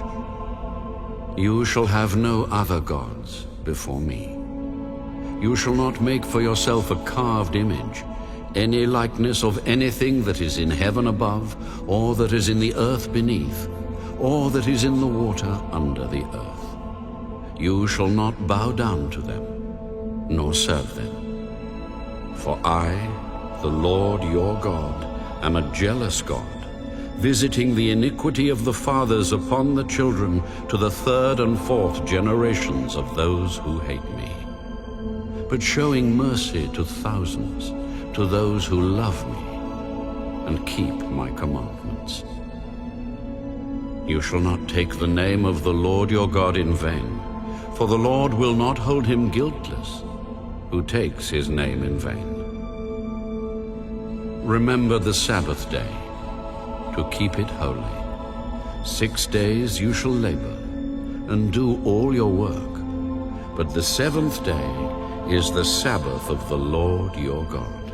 In it you shall do no work, You, nor your son, nor your daughter, nor your male servant, nor your female servant, nor your cattle, nor your stranger who is within your gates. For in 6 days the Lord made the heavens and the earth, the sea, and all that is in them, and rested the seventh day. Therefore the Lord blessed the Sabbath day, and hallowed it. Honor your father and your mother, that your days may be long upon the land which the Lord your God is giving you. You shall not murder. You shall not commit adultery. You shall not steal. You shall not bear false witness against your neighbor. You shall not covet your neighbor's house. You shall not covet your neighbor's wife, nor his male servant, nor his female servant, nor his ox, nor his donkey, nor anything that is your neighbor's. Now all the people witnessed the thunderings, the lightning flashes, the sound of the trumpet, and the mountains smoking. And when the people saw it, they trembled and stood afar off. Then they said to Moses, You speak with us, and we will hear. But let not God speak with us, lest we die. And Moses said to the people, Do not fear, for God has come to test you, and that his fear may be before you, so that you may not sin. So the people stood afar off. But Moses drew near the thick darkness where God was. Then the Lord said to Moses, Thus you shall say to the children of Israel, You have seen that I have talked with you from heaven. You shall not make anything to be with me. Gods of silver or gods of gold you shall not make for yourselves. An altar of earth you shall make for me, and you shall sacrifice on it your burnt offerings and your peace offerings, your sheep and your oxen. In every place where I record my name, I will come to you, and I will bless you. And if you make me an altar of stone, you shall not build it of hewn stone. For if you use your tool on it, you have profaned it. Nor shall you go up by steps to my altar, that your nakedness may not be exposed on it.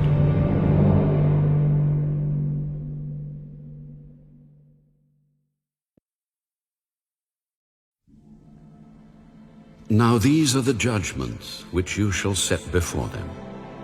If you buy a Hebrew servant, he shall serve 6 years, and in the 7th he shall go out free and pay nothing. If he comes in by himself, he shall go out by himself. If he comes in married, then his wife shall go out with him.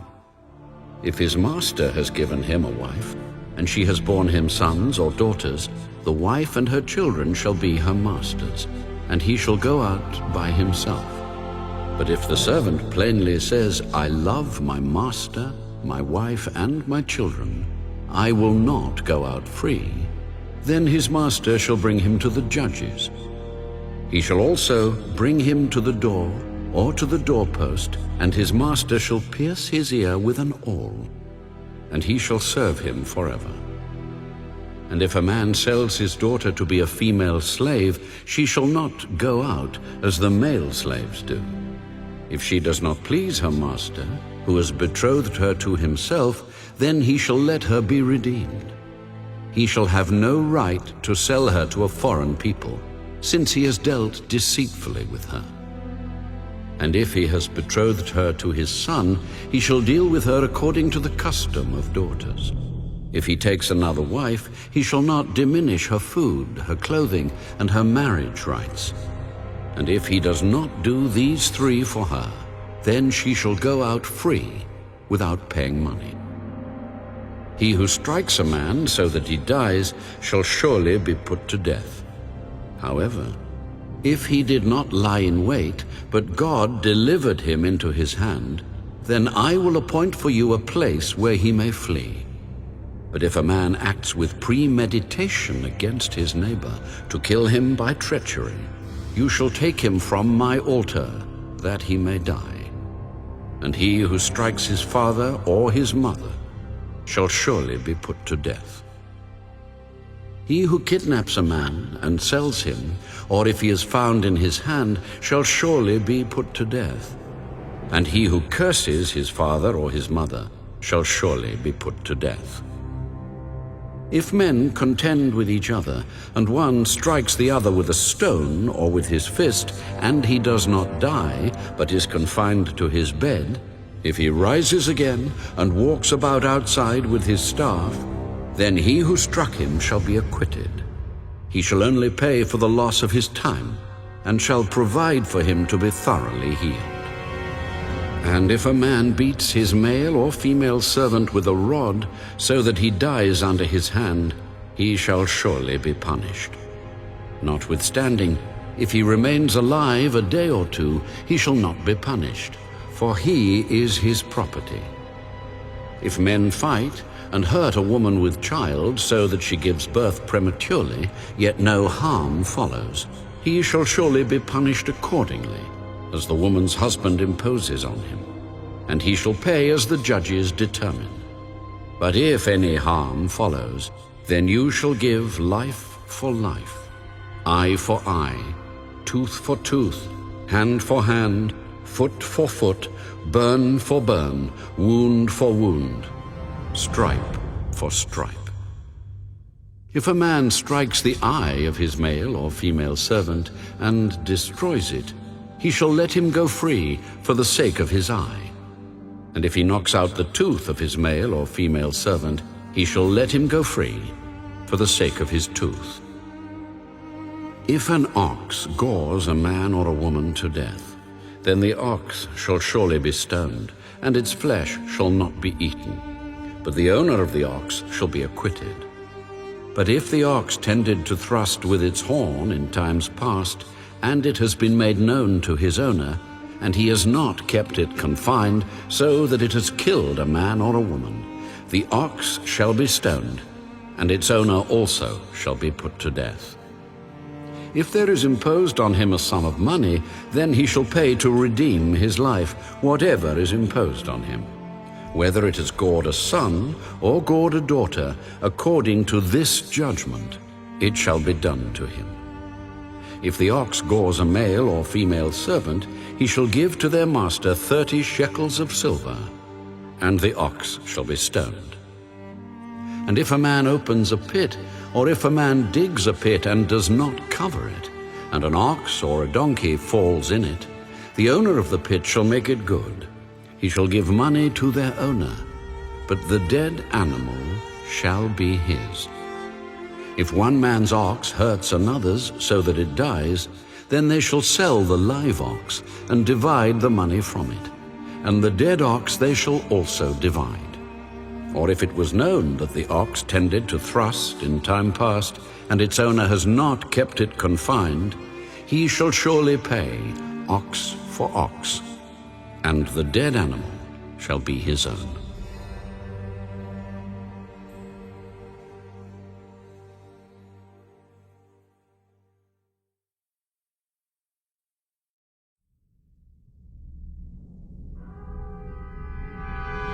If a man steals an ox or a sheep, and slaughters it or sells it, he shall restore 5 oxen for an ox, and 4 sheep for a sheep. If the thief is found breaking in, and he is struck so that he dies, there shall be no guilt for his bloodshed. If the sun has risen on him, there shall be guilt for his bloodshed. He should make full restitution. If he has nothing, then he shall be sold for his theft. If the theft is certainly found alive in his hand, whether it is an ox or donkey or sheep, he shall restore double. If a man causes a field or vineyard to be grazed and lets loose his animal, and it feeds in another man's field, he shall make restitution from the best of his own field and the best of his own vineyard. If fire breaks out and catches in thorns, so that stacked grain, standing grain, or the field is consumed, He who kindled the fire shall surely make restitution. If a man delivers to his neighbor money or articles to keep, and it is stolen out of the man's house, if the thief is found, he shall pay double. If the thief is not found, then the master of the house shall be brought to the judges to see whether he has put his hand into his neighbor's goods. For any kind of trespass, whether it concerns an ox, a donkey, a sheep, or clothing, or for any kind of lost thing which another claims to be his, the cause of both parties shall come before the judges, and whomever the judges condemn shall pay double to his neighbor. If a man delivers to his neighbor a donkey, an ox, a sheep, or any animal to keep, and it dies, is hurt, or driven away, no one seeing it, then an oath of the Lord shall be between them both, that he has not put his hand into his neighbor's goods, and the owner of it shall accept that, and he shall not make it good. But if in fact it is stolen from him, he shall make restitution to the owner of it. If it is torn to pieces by a beast, then he shall bring it as evidence, and he shall not make good what was torn. And if a man borrows anything from his neighbor, and it becomes injured or dies, the owner of it not being with it, he shall surely make it good. If its owner was with it, he shall not make it good. If it was hired, it came for its hire. If a man entices a virgin who is not betrothed and lies with her, he shall surely pay the bride price for her to be his wife. If her father utterly refuses to give her to him, he shall pay money according to the bride price of virgins. You shall not permit a sorceress to live. Whoever lies with an animal shall surely be put to death. He who sacrifices to any god except to the Lord only, he shall be utterly destroyed. You shall neither mistreat a stranger nor oppress him, for you were strangers in the land of Egypt.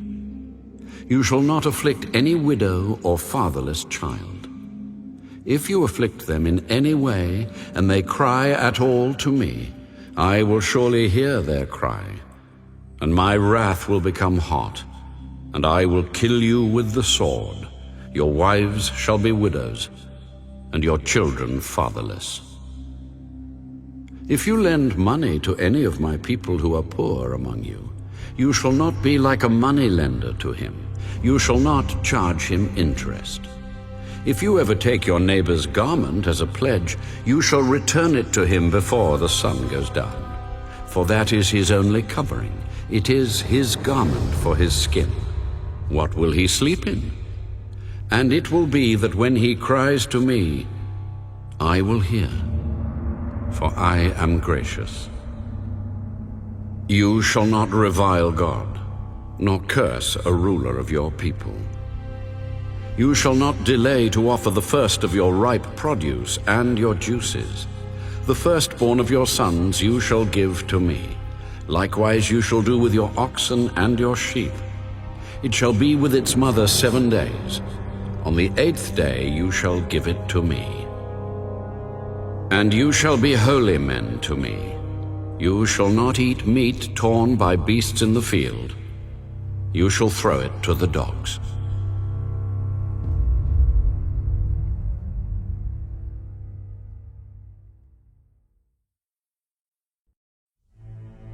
You shall not circulate a false report.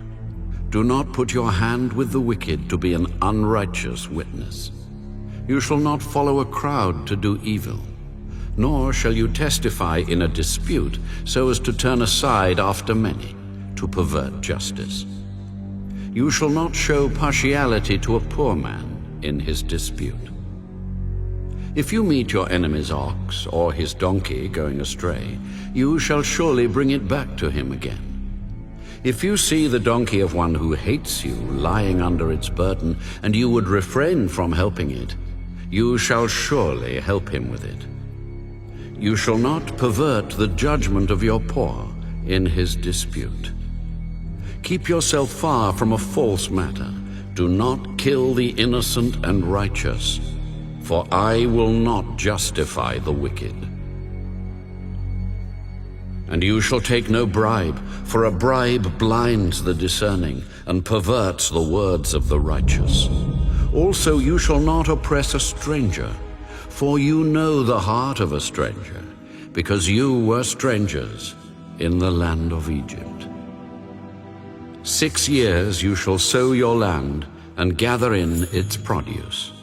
But the 7th year you shall let it rest and lie fallow, that the poor of your people may eat, and what they leave the beasts of the field may eat. In like manner you shall do with your vineyard and your olive grove. 6 days you shall do your work, and on the 7th day you shall rest, that your ox and your donkey may rest, and the son of your female servant and the stranger may be refreshed. And in all that I have said to you, be circumspect, and make no mention of the name of other gods, nor let it be heard from your mouth. 3 times you shall keep a feast to me in the year. You shall keep the feast of unleavened bread. You shall eat unleavened bread 7 days, as I commanded you, at the time appointed in the month of Abib. For in it you came out of Egypt. None shall appear before me empty. And the feast of harvest, the first fruits of your labors which you have sown in the field. And the feast of ingathering, at the end of the year, when you have gathered in the fruit of your labors from the field. 3 times in the year all your males shall appear before the Lord God. You shall not offer the blood of my sacrifice with leavened bread, nor shall the fat of my sacrifice remain until morning. The first of the first fruits of your land you shall bring into the house of the Lord your God. You shall not boil a young goat in its mother's milk. Behold, I send an angel before you to keep you in the way, and to bring you into the place which I have prepared. Beware of him, and obey his voice. Do not provoke him, for he will not pardon your transgressions. For my name is in him. But if you indeed obey his voice, and do all that I speak, then I will be an enemy to your enemies, and an adversary to your adversaries. For my angel will go before you, and bring you in to the Amorites, and the Hittites, and the Perizzites, and the Canaanites, and the Hivites, and the Jebusites, and I will cut them off.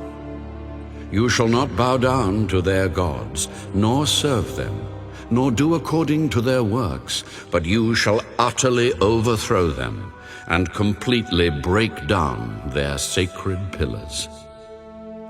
So you shall serve the Lord your God, and he will bless your bread and your water.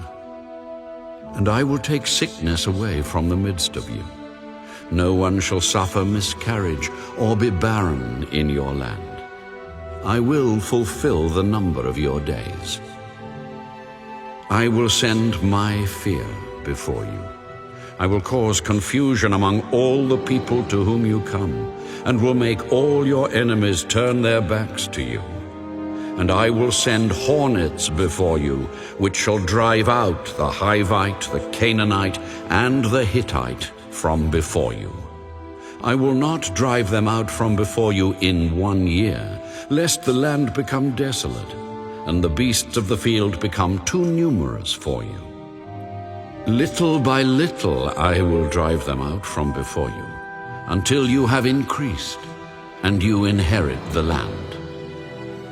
And I will set your bounds from the Red Sea to the sea Philistia, and from the desert to the river.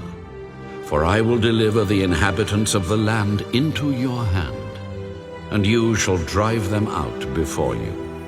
You shall make no covenant with them, nor with their gods. They shall not dwell in your land, lest they make you sin against me. For if you serve their gods, it will surely be a snare to you.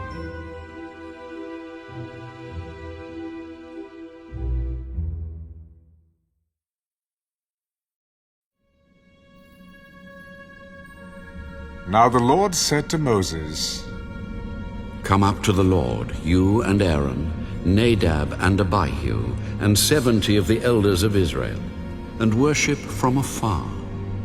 And Moses alone shall come near the Lord, but they shall not come near, nor shall the people go up with him. So Moses came and told the people all the words of the Lord and all the judgments. And all the people answered with one voice, All the words which the Lord has said, we will do. And Moses wrote all the words of the Lord. And he rose early in the morning and built an altar at the foot of the mountain, and 12 pillars, according to the 12 tribes of Israel.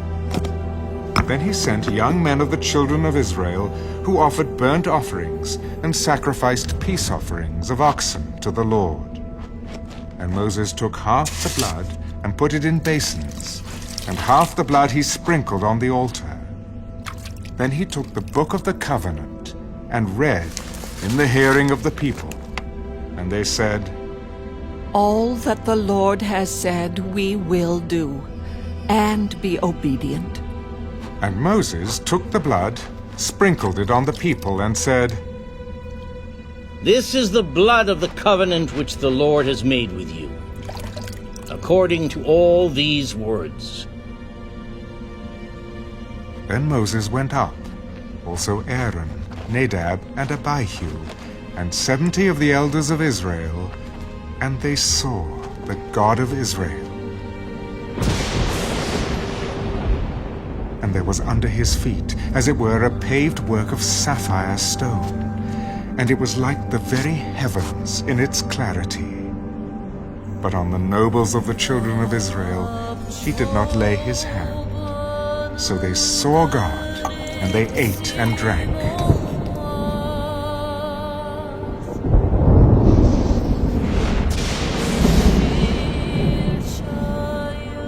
And the Lord said to Moses, Come up to me on the mountain, and be there. And I will give you tablets of stone, and the law and commandments which I have written, that you may teach them. So Moses arose with his assistant Joshua.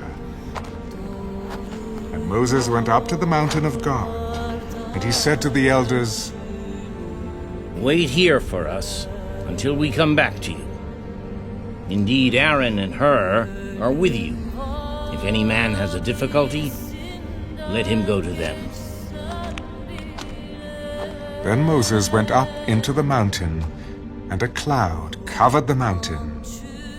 Now the glory of the Lord rested on Mount Sinai, and the cloud covered it 6 days. And on the 7th day he called to Moses out of the midst of the cloud. The sight of the glory of the Lord was like a consuming fire on the top of the mountain in the eyes of the children of Israel.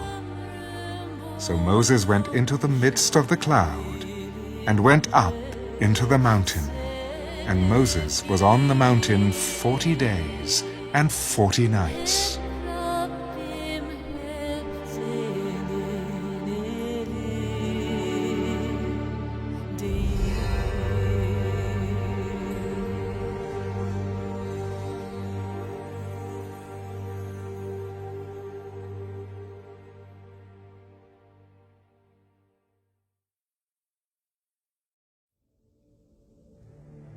Then the Lord spoke to Moses. Speak to the children of Israel, that they bring me an offering. From everyone who gives it willingly with his heart, you shall take my offering. And this is the offering which you shall take from them: gold, silver, and bronze, blue, purple, and scarlet thread, fine linen and goat's hair, ram skins dyed red, badger skins, and acacia wood, oil for the light, and spices for the anointing oil and for the sweet incense, onyx stones, and stones to be set in the ephod and in the breastplate. And let them make me a sanctuary, that I may dwell among them, according to all that I show you, that is, the pattern of the tabernacle, and the pattern of all its furnishings, just so you shall make it. And they shall make an ark of acacia wood. 2.5 cubits shall be its length, 1.5 cubits its width, and 1.5 cubits its height. And you shall overlay it with pure gold, inside and out you shall overlay it, and shall make on it a molding of gold all around. You shall cast 4 rings of gold for it, and put them in its 4 corners. 2 rings shall be on one side, and 2 rings on the other side. And you shall make poles of acacia wood, and overlay them with gold. You shall put the poles into the rings on the sides of the ark, that the ark may be carried by them. The poles shall be in the rings of the ark, they shall not be taken from it. And you shall put into the ark the testimony which I will give you. You shall make a mercy seat of pure gold. 2.5 cubits shall be its length, and 1.5 cubits its width. And you shall make 2 cherubim of gold. Of hammered work you shall make them at the 2 ends of the mercy seat. Make 1 cherub at one end, and the other cherub at the other end. You shall make the cherubim at the 2 ends of it of one piece with the mercy seat. And the cherubim shall stretch out their wings above, covering the mercy seat with their wings, and they shall face one another. The faces of the cherubim shall be toward the mercy seat. You shall put the mercy seat on top of the ark, and in the ark you shall put the testimony that I will give you. And there I will meet with you, and I will speak with you from above the mercy seat, from between the 2 cherubim which are on the ark of the testimony, about everything which I will give you in commandment to the children of Israel. You shall also make a table of acacia wood. 2 cubits shall be its length, 1 cubit its width, and 1.5 cubits its height. And you shall overlay it with pure gold, and make a molding of gold all around. You shall make for it a frame of a handbreadth all around. And you shall make a gold molding for the frame all around. And you shall make for it 4 rings of gold, and put the rings on the 4 corners that are at its 4 legs. The rings shall be close to the frame, as holders for the poles to bear the table. And you shall make the poles of acacia wood, and overlay them with gold, that the table may be carried with them. You shall make its dishes, its pans, its pitchers, and its bowls for pouring. You shall make them of pure gold. And you shall set the showbread on the table before me always. You shall also make a lampstand of pure gold. The lampstand shall be of hammered work. Its shaft, its branches, its bowls, its ornamental knobs and flowers shall be of one piece. And 6 branches shall come out of its sides. 3 branches of the lampstand out of one side, and 3 branches of the lampstand out of the other side. 3 bowls shall be made like almond blossoms on one branch, with an ornamental knob and a flower. And 3 bowls made like almond blossoms on the other branch, with an ornamental knob and a flower. And so for the 6 branches that come out of the lampstand. On the lampstand itself, 4 bowls shall be made like almond blossoms, each with its ornamental knob and flower.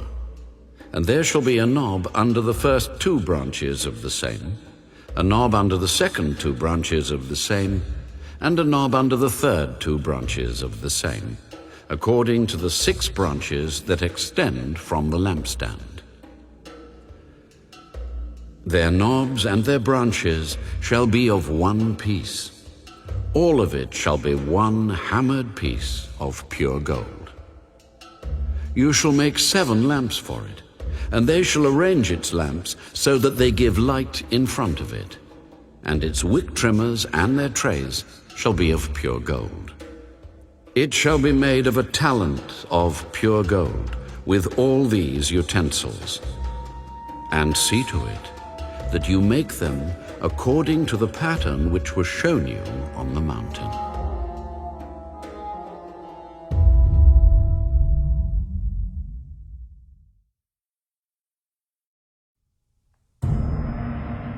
Moreover, you shall make the tabernacle with 10 curtains of fine woven linen, and blue, purple, and scarlet thread.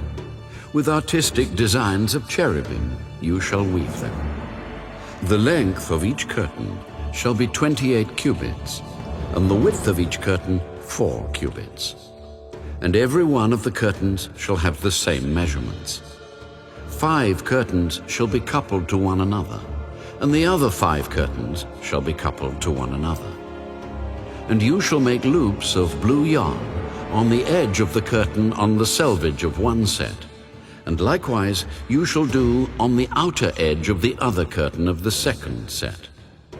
50 loops you shall make in the one curtain, and 50 loops you shall make on the edge of the curtain that is on the end of the second set, that the loops may be clasped to one another. And you shall make 50 clasps of gold, and couple the curtains together with the clasps, so that it may be one tabernacle. You shall also make curtains of goat's hair to be a tent over the tabernacle. You shall make 11 curtains. The length of each curtain shall be 30 cubits, and the width of each curtain 4 cubits. And the 11 curtains shall all have the same measurements. And you shall couple 5 curtains by themselves, and 6 curtains by themselves.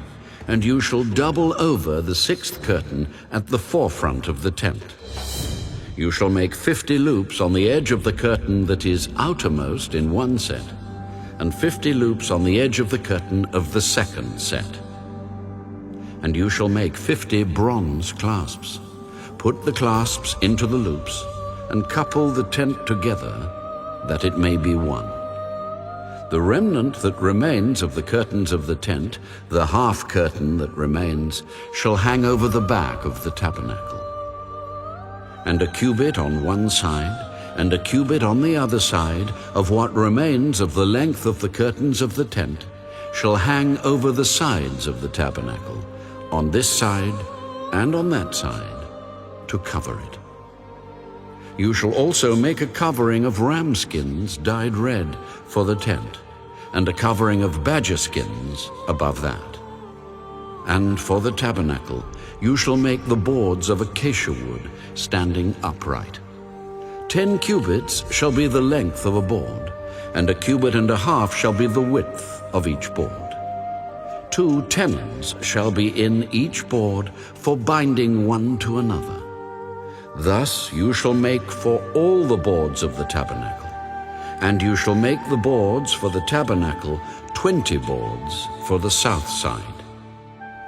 You shall make 40 sockets of silver under the 20 boards, 2 sockets under each of the boards for its 2 tenons.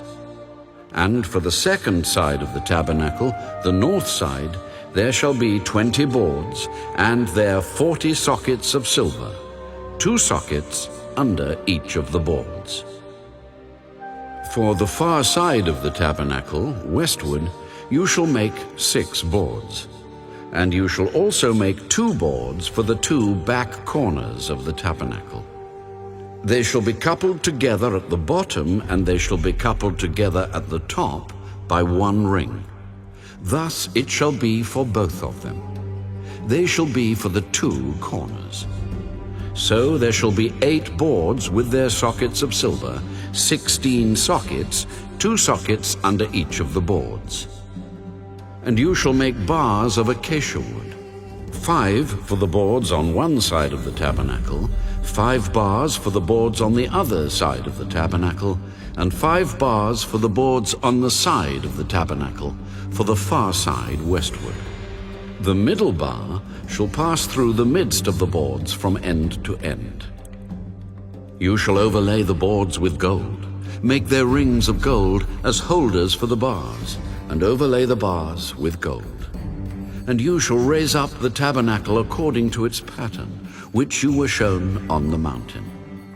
You shall make a veil woven of blue, purple, and scarlet thread, and fine woven linen. It shall be woven with an artistic design of cherubim. You shall hang it upon the 4 pillars of acacia wood overlaid with gold. Their hooks shall be gold upon 4 sockets of silver, and you shall hang the veil from the clasps. Then you shall bring the ark of the testimony in there, behind the veil. The veil shall be a divider for you between the holy place and the most holy. You shall put the mercy seat upon the ark of the testimony in the most holy.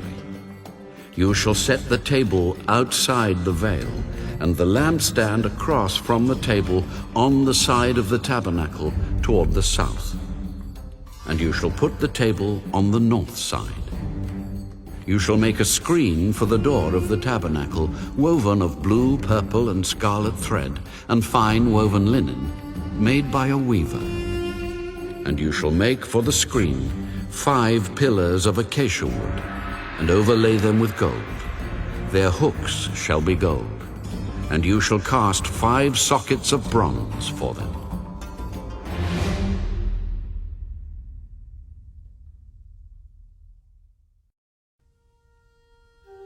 You shall make an altar of acacia wood, 5 cubits long and 5 cubits wide. The altar shall be square, and its height shall be 3 cubits. You shall make its horns on its 4 corners. Its horns shall be of one piece with it, and you shall overlay it with bronze. Also you shall make its pans to receive its ashes, and its shovels, and its basins, and its forks, and its fire pans. You shall make all its utensils of bronze. You shall make a grate for it, a network of bronze, and on the network you shall make 4 bronze rings at its 4 corners. You shall put it under the rim of the altar beneath, that the network may be midway up the altar. And you shall make poles for the altar, poles of acacia wood, and overlay them with bronze. The poles shall be put in the rings, and the poles shall be on the 2 sides of the altar to bear it. You shall make it hollow with boards. As it was shown you on the mountain, so shall they make it. You shall also make the court of the tabernacle. For the south side there shall be hangings for the court, made of fine woven linen, 100 cubits long for one side. And its 20 pillars and their 20 sockets shall be bronze. The hooks of the pillars and their bands shall be silver. Likewise along the length of the north side there shall be hangings 100 cubits long, with its 20 pillars and their 20 sockets of bronze, and the hooks of the pillars and their bands of silver. And along the width of the court on the west side shall be hangings of 50 cubits, with their 10 pillars and their 10 sockets. The width of the court on the east side shall be 50 cubits. The hangings on one side of the gate shall be 15 cubits, with their 3 pillars and their 3 sockets. And on the other side shall be hangings of 15 cubits, with their 3 pillars and their 3 sockets. For the gate of the court there shall be a screen 20 cubits long, woven of blue, purple, and scarlet thread, and fine woven linen, made by a weaver. It shall have 4 pillars and 4 sockets. All the pillars around the court shall have bands of silver. Their hooks shall be of silver, and their sockets of bronze. The length of the court shall be 100 cubits, the width 50 throughout, and the height 5 cubits, made of fine woven linen, and its sockets of bronze. All the utensils of the tabernacle for all its service, all its pegs, and all the pegs of the court shall be of bronze. And you shall command the children of Israel that they bring you pure oil of pressed olives for the light, to cause the lamp to burn continually. In the tabernacle of meeting, outside the veil which is before the testimony, Aaron and his sons shall tend it from evening until morning before the Lord. It shall be a statute forever to their generations, on behalf of the children of Israel.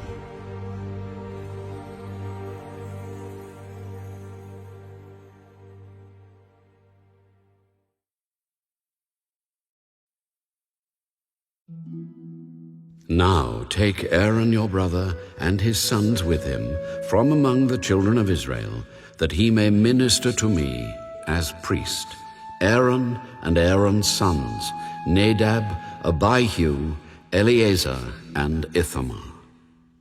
And you shall make holy garments for Aaron your brother, for glory and for beauty. So you shall speak to all who are gifted artisans, whom I have filled with the spirit of wisdom, that they may make Aaron's garments, to consecrate him, that he may minister to me as priest.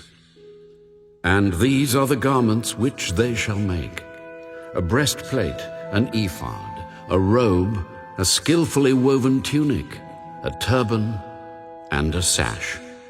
So they shall make holy garments for Aaron your brother and his sons, that he may minister to me as priest.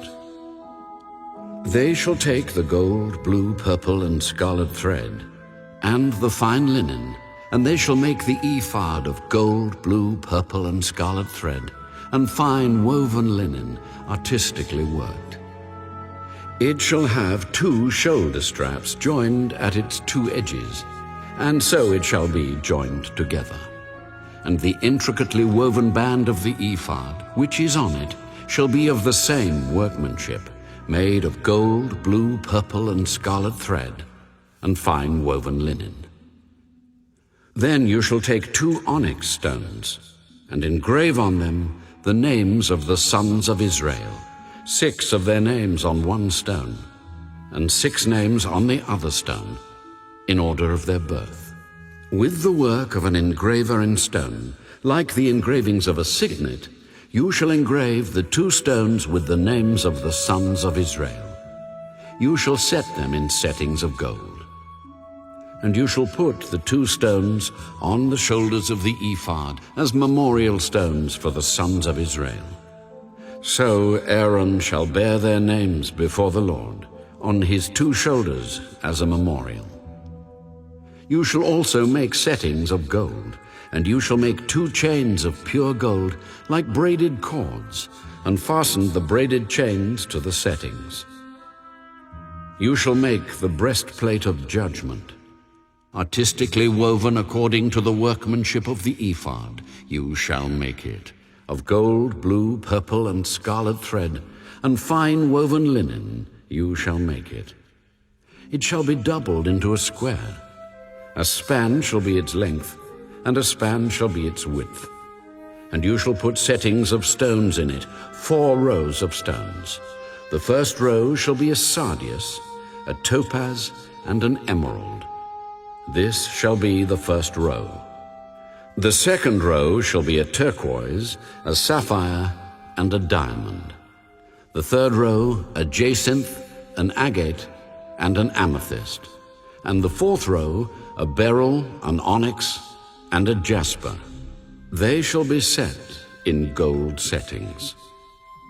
And the stones shall have the names of the sons of Israel, 12 according to their names, like the engravings of a signet, each one with its own name.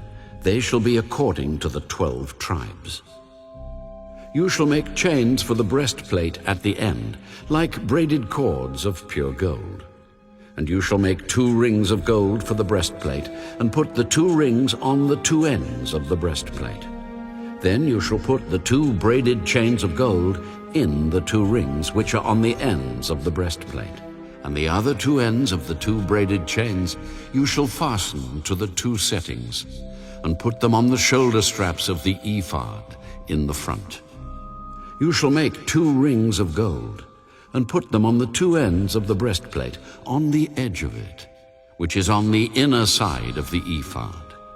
And 2 other rings of gold you shall make, and put them on the 2 shoulder straps underneath the ephod, toward its front, right at the seam above the intricately woven band of the ephod. They shall bind the breastplate by means of its rings to the rings of the ephod, using a blue cord, so that it is above the intricately woven band of the ephod, and so that the breastplate does not come loose from the ephod. So Aaron shall bear the names of the sons of Israel on the breastplate of judgment over his heart, when he goes into the holy place, as a memorial before the Lord continually. And you shall put in the breastplate of judgment the Urim and the Thummim, and they shall be over Aaron's heart when he goes in before the Lord. So Aaron shall bear the judgment of the children of Israel over his heart before the Lord continually. You shall make the robe of the ephod all of blue. There shall be an opening for his head in the middle of it. It shall have a woven binding all around its opening, like the opening in a coat of mail, so that it does not tear. And upon its hem you shall make pomegranates of blue, purple, and scarlet all around its hem, and bells of gold between them all around, a golden bell and a pomegranate, a golden bell and a pomegranate upon the hem of the robe all around. And it shall be upon Aaron when he ministers, and its sound will be heard when he goes into the holy place before the Lord, and when he comes out, that he may not die. You shall also make a plate of pure gold, and engrave on it, like the engraving of a signet, Holiness to the Lord. And you shall put it on a blue cord, that it may be on the turban. It shall be on the front of the turban.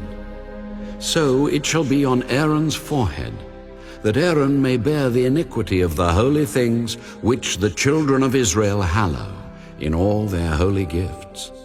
And it shall always be on his forehead, that they may be accepted before the Lord. You shall skillfully weave the tunic of fine linen thread. You shall make the turban of fine linen, and you shall make the sash of woven work. For Aaron's sons you shall make tunics, and you shall make sashes for them, and you shall make hats for them for glory and beauty. So you shall put them on Aaron your brother and on his sons with him. You shall anoint them, consecrate them, and sanctify them, that they may minister to me as priests. And you shall make for them linen trousers to cover their nakedness. They shall reach from the waist to the thighs. They shall be on Aaron and on his sons when they come into the tabernacle of meeting, or when they come near the altar to minister in the holy place, that they do not incur iniquity and die. It shall be a statute forever to him and his descendants after him.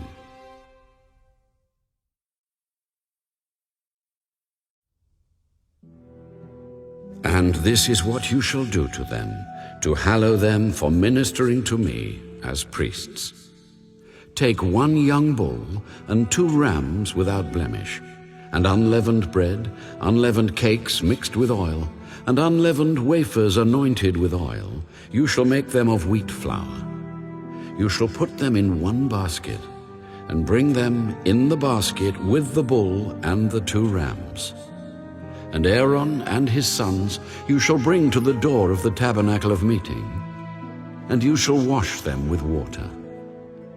Then you shall take the garments, put the tunic on Aaron, and the robe of the ephod, and the breastplate, and gird him with the intricately woven band of the ephod. You shall put the turban on his head, and put the holy crown on the turban. And you shall take the anointing oil, pour it on his head, and anoint him. Then you shall bring his sons, and put tunics on them. And you shall gird them with sashes, Aaron and his sons, and put the hats on them. The priesthood shall be theirs for a perpetual statute. So you shall consecrate Aaron and his sons. You shall also have the bull brought before the tabernacle of meeting, and Aaron and his sons shall put their hands on the head of the bull. Then you shall kill the bull before the Lord by the door of the tabernacle of meeting. You shall take some of the blood of the bull and put it on the horns of the altar with your finger, and pour all the blood beside the base of the altar. And you shall take all the fat that covers the entrails, the fatty lobe attached to the liver, and the 2 kidneys and the fat that is on them, and burn them on the altar. But the flesh of the bull, with its skin and its offal, you shall burn with fire outside the camp. It is a sin offering. You shall also take 1 ram, and Aaron and his sons shall put their hands on the head of the ram, and you shall kill the ram, and you shall take its blood and sprinkle it all around on the altar. Then you shall cut the ram in pieces, wash its entrails and its legs, and put them with its pieces and with its head. And you shall burn the whole ram on the altar. It is a burnt offering to the Lord. It is a sweet aroma, an offering made by fire to the Lord. You shall also take the other ram, and Aaron and his sons shall put their hands on the head of the ram.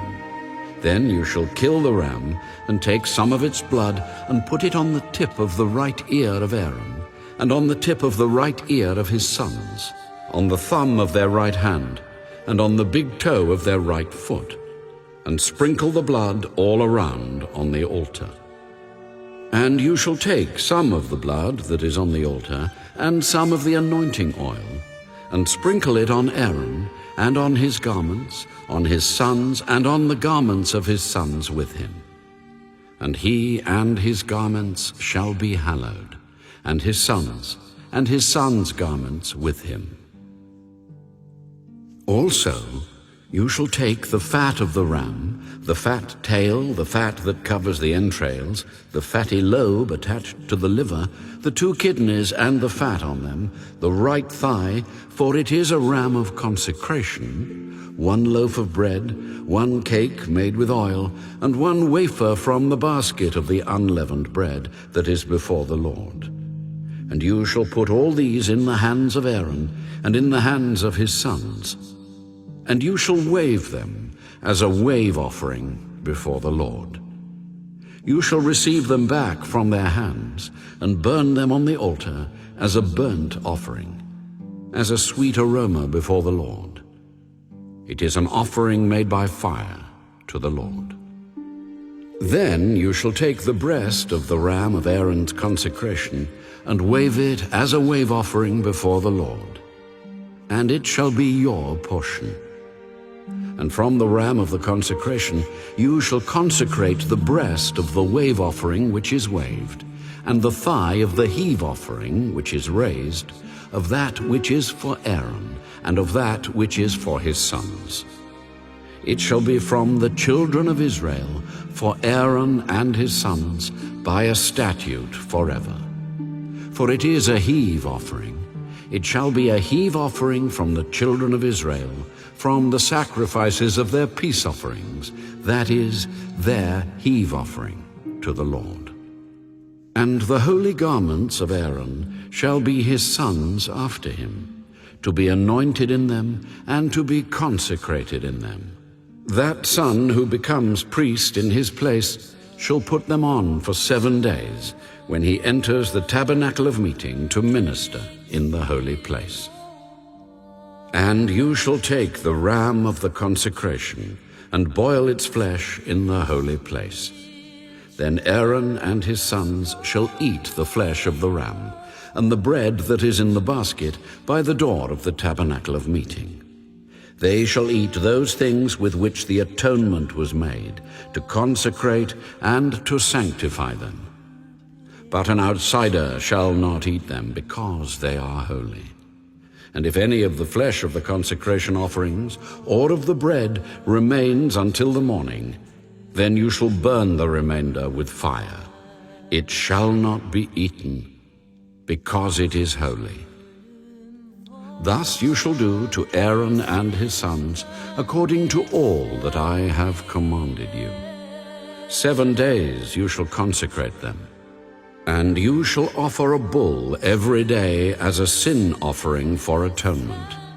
You shall cleanse the altar when you make atonement for it, and you shall anoint it to sanctify it.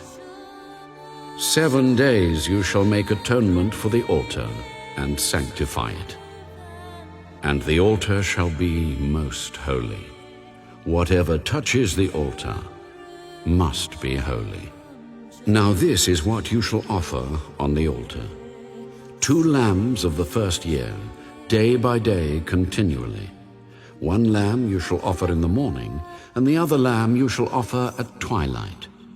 With the 1 lamb shall be 1/10 of an ephah of flour, mixed with 1/4 of a hin of pressed oil, and 1/4 of a hin of wine, as a drink offering.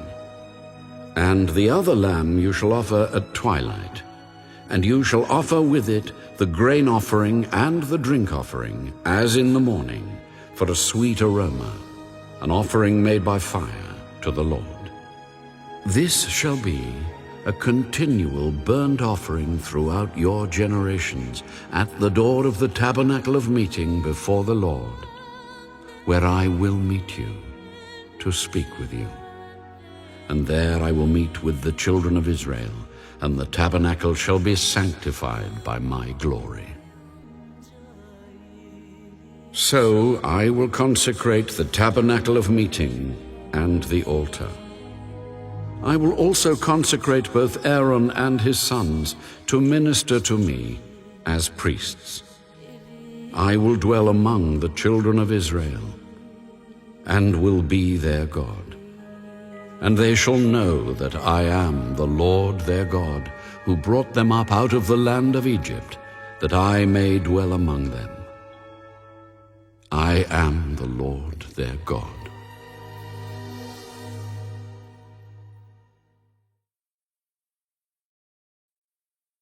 You shall make an altar to burn incense on. You shall make it of acacia wood. A cubit shall be its length, and a cubit its width. It shall be square, and 2 cubits shall be its height. Its horns shall be of 1 piece with it. And you shall overlay its top, its sides all around, and its horns with pure gold. And you shall make for it a molding of gold all around. 2 gold rings you shall make for it, under the molding on both its sides. You shall place them on its 2 sides, and they will be holders for the poles with which to bear it. You shall make the poles of acacia wood, and overlay them with gold. And you shall put it before the veil that is before the ark of the testimony, before the mercy seat that is over the testimony, where I will meet with you. Aaron shall burn on it sweet incense every morning. When he tends the lamps, he shall burn incense on it. And when Aaron lights the lamps at twilight, he shall burn incense on it, a perpetual incense before the Lord, throughout your generations. You shall not offer strange incense on it, or a burnt offering, or a grain offering, nor shall you pour a drink offering on it. And Aaron shall make atonement upon its horns once a year with the blood of the sin offering of atonement. Once a year he shall make atonement upon it throughout your generations. It is most holy to the Lord. Then the Lord spoke to Moses. When you take the census of the children of Israel for their number, then every man shall give a ransom for himself to the Lord when you number them, that there may be no plague among them when you number them. This is what everyone among those who are numbered shall give: 1/2 shekel according to the shekel of the sanctuary. A shekel is 20 gerahs. The 1/2 shekel shall be an offering to the Lord. Everyone included among those who are numbered, from 20 years old and above, shall give an offering to the Lord. The rich shall not give more, And the poor shall not give less than half a shekel when you give an offering to the Lord to make atonement for yourselves. And you shall take the atonement money of the children of Israel, and shall appoint it for the service of the tabernacle of meeting, that it may be a memorial for the children of Israel before the Lord, to make atonement for yourselves. Then the Lord spoke to Moses. You shall also make a laver of bronze, with its base also of bronze, for washing. You shall put it between the tabernacle of meeting and the altar. And you shall put water in it, for Aaron and his sons shall wash their hands and their feet in water from it. When they go into the tabernacle of meeting, or when they come near the altar to minister, to burn an offering made by fire to the Lord, they shall wash with water, lest they die. So they shall wash their hands and their feet, lest they die. And it shall be a statute forever to them, to him and his descendants throughout their generations. Moreover, the Lord spoke to Moses. Also take for yourself quality spices, 500 shekels of liquid myrrh, half as much sweet-smelling cinnamon, 250 shekels, 250 shekels of sweet-smelling cane, 500 shekels of cassia, according to the shekel of the sanctuary, and a hin of olive oil. And you shall make from these a holy anointing oil, an ointment compounded according to the art of the perfumer. It shall be a holy anointing oil. With it you shall anoint the tabernacle of meeting and the ark of the testimony, the table and all its utensils, the lampstand and its utensils, and the altar of incense, the altar of burnt offering with all its utensils, and the laver and its base. You shall consecrate them, that they may be most holy. Whatever touches them must be holy. And you shall anoint Aaron and his sons, and consecrate them, that they may minister to me as priests. And you shall speak to the children of Israel, saying, This shall be a holy anointing oil to me throughout your generations. It shall not be poured on man's flesh, nor shall you make any other like it, according to its composition. It is holy, and it shall be holy to you. Whoever compounds any like it, or whoever puts any of it on an outsider, shall be cut off from his people. Take sweet spices, stacte and arnica and galbanum, and pure frankincense with these sweet spices. There shall be equal amounts of each. You shall make of these an incense, a compound according to the art of the perfumer, salted, pure, and holy.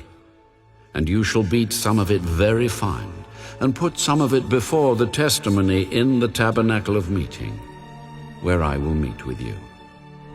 It shall be most holy to you. But as for the incense which you shall not make any for yourselves according to its composition. It shall be to you holy for the Lord. Whoever makes any like it to smell it, he shall be cut off from his people.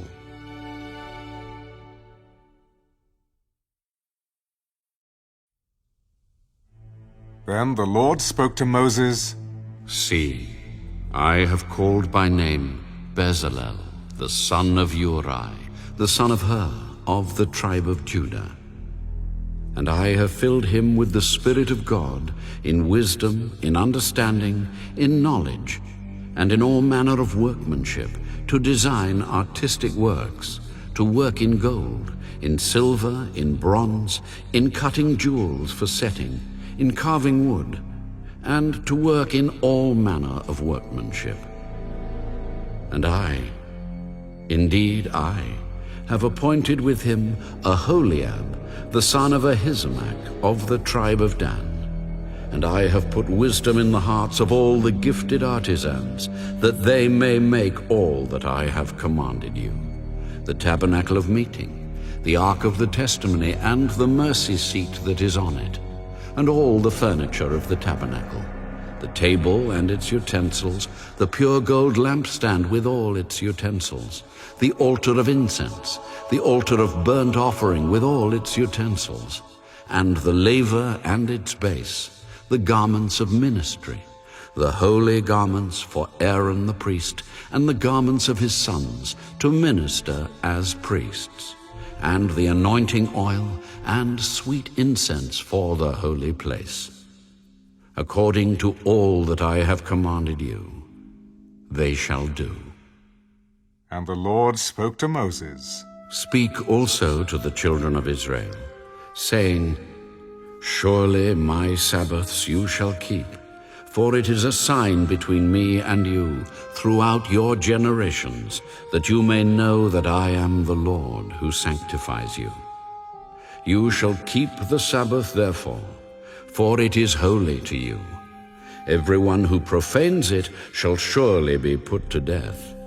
For whoever does any work on it, that person shall be cut off from among his people. Work shall be done for 6 days, but the 7th is the Sabbath of rest, holy to the Lord. Whoever does any work on the Sabbath day, he shall surely be put to death. Therefore, the children of Israel shall keep the Sabbath, to observe the Sabbath throughout their generations, as a perpetual covenant. It is a sign between me and the children of Israel forever. For in 6 days the Lord made the heavens and the earth, and on the 7th day he rested and was refreshed. And when he had made an end of speaking with him on Mount Sinai, he gave Moses 2 tablets of the testimony, tablets of stone, written with the finger of God.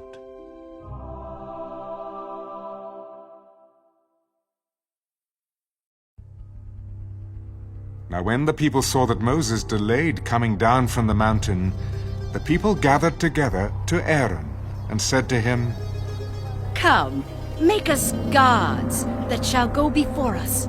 For as for this Moses, the man who brought us up out of the land of Egypt, we do not know what has become of him. And Aaron said to them, Break off the golden earrings which are in the ears of your wives, your sons, and your daughters, and bring them to me. So all the people broke off the golden earrings which were in their ears and brought them to Aaron. And he received the gold from their hand, and he fashioned it with an engraving tool and made a molded calf. Then they said, This is your God, O Israel, that brought you out of the land of Egypt. So when Aaron saw it, he built an altar before it. And Aaron made a proclamation, Tomorrow is a feast to the Lord. Then they rose early on the next day, offered burnt offerings, and brought peace offerings. And the people sat down to eat and drink, and rose up to play. And the Lord said to Moses, Go, get down, for your people whom you brought out of the land of Egypt have corrupted themselves. They have turned aside quickly out of the way which I commanded them. They have made themselves a molded calf, and worshipped it, and sacrificed to it, and said, This is your God, O Israel, that brought you out of the land of Egypt. I have seen this people, and indeed it is a stiff-necked people. Now, therefore, let me alone, that my wrath may burn hot against them, and I may consume them, and I will make of you a great nation. And Moses pleaded with the Lord his God. Lord, why does your wrath burn hot against your people whom you have brought out of the land of Egypt with great power and with a mighty hand? Why should the Egyptians speak and say he brought them out to harm them, to kill them in the mountains, and to consume them from the face of the earth? Turn from your fierce wrath, and relent from this harm to your people. Remember Abraham, Isaac, and Israel, your servants, to whom you swore by your own self, and said to them, I will multiply your descendants as the stars of heaven, and all this land that I have spoken of, I give to your descendants, and they shall inherit it forever. So the Lord relented from the harm which he said he would do to his people. And Moses turned and went down from the mountain, and the 2 tablets of the testimony were in his hand. The tablets were written on both sides. On the one side and on the other they were written. Now the tablets were the work of God, and the writing was the writing of God engraved on the tablets. And when Joshua heard the noise of the people as they shouted, he said to Moses, There was a noise of war in the camp. It is not the noise of the shout of victory, nor the noise of the cry of defeat, but the sound of singing I hear. So it was, as soon as he came near the camp, that he saw the calf and the dancing. So Moses' anger became hot, and he cast the tablets out of his hands and broke them at the foot of the mountain. Then he took the calf which they had made, burned it in the fire, and ground it to powder.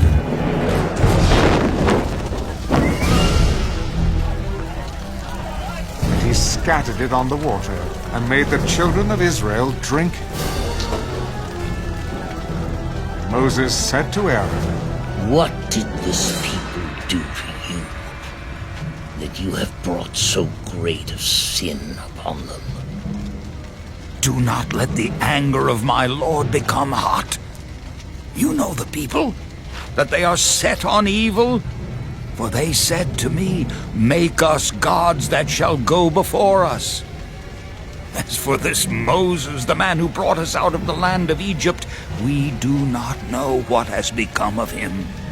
And I said to them, Whoever has any gold, let them break it off. So they gave it to me, and I cast it into the fire, and this calf came out. Now when Moses saw that the people were unrestrained, for Aaron had not restrained them, to their shame among their enemies, then Moses stood in the entrance of the camp and said, Whoever is on the Lord's side, come to me. And all the sons of Levi gathered themselves together to him. And he said to them, Thus says the Lord God of Israel, Let every man put his sword on his side and go in and out from entrance to entrance throughout the camp. And let every man kill his brother, every man his companion, and every man his neighbor. So the sons of Levi did according to the word of Moses. And about 3,000 men of the people fell that day.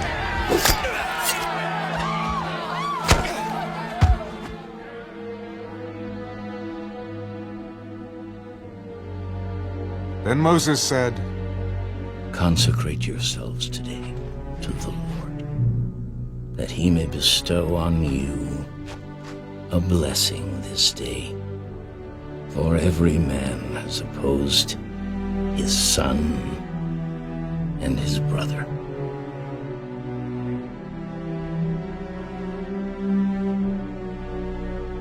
Now Now it came to pass on the next day that Moses said to the people, You have committed a great sin. So now I will go up to the Lord.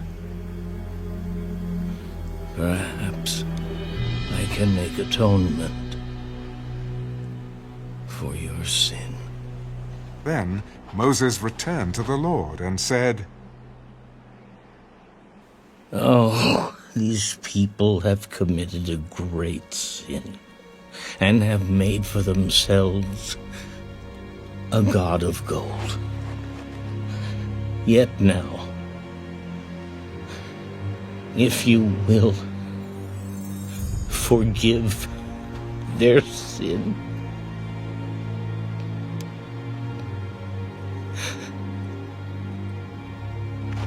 but if not, I pray, blot me out of your book, which you have written. Whoever has sinned against me, I will blot him out of my book. Now therefore, go, lead the people to the place of which I have spoken to you. Behold, my angel shall go before you.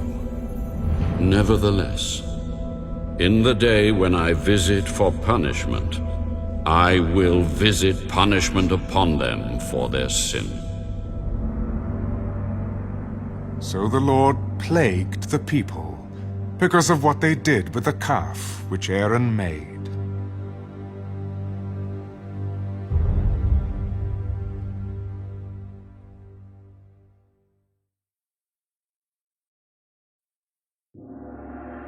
Then the Lord said to Moses, Depart, and go up from here, you and the people whom you have brought out of the land of Egypt, to the land of which I swore to Abraham, Isaac, and Jacob, saying, To your descendants I will give it. And I will send my angel before you, and I will drive out the Canaanite and the Amorite and the Hittite, and the Perizzite and the Hivite and the Jebusite. Go up to a land flowing with milk and honey. For I will not go up in your midst, lest I consume you on the way, for you are a stiff-necked people. And when the people heard this bad news, they mourned, and no one put on his ornaments. For the Lord had said to Moses, Say to the children of Israel, You are a stiff-necked people. I could come up into your midst in one moment and consume you. Now, therefore, take off your ornaments, that I may know what to do to you. So the children of Israel stripped themselves of their ornaments by Mount Horeb.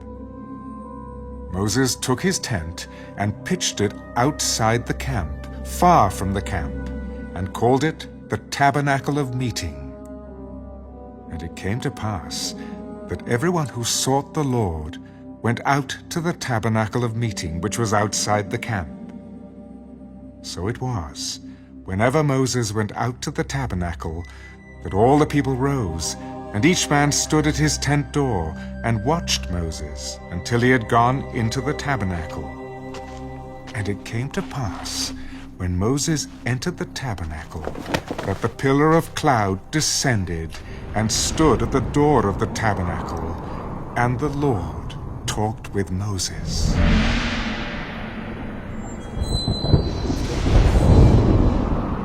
All the people saw the pillar of cloud standing at the tabernacle door, and all the people rose and worshipped, each man in his tent door.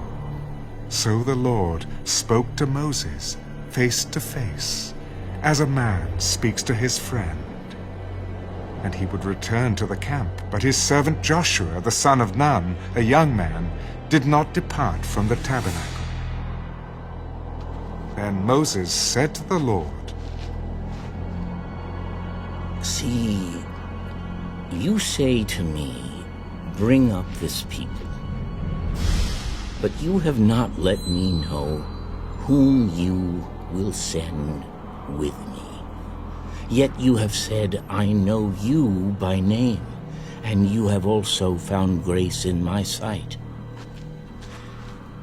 Now, therefore, I pray, if I have found grace in your sight, show me now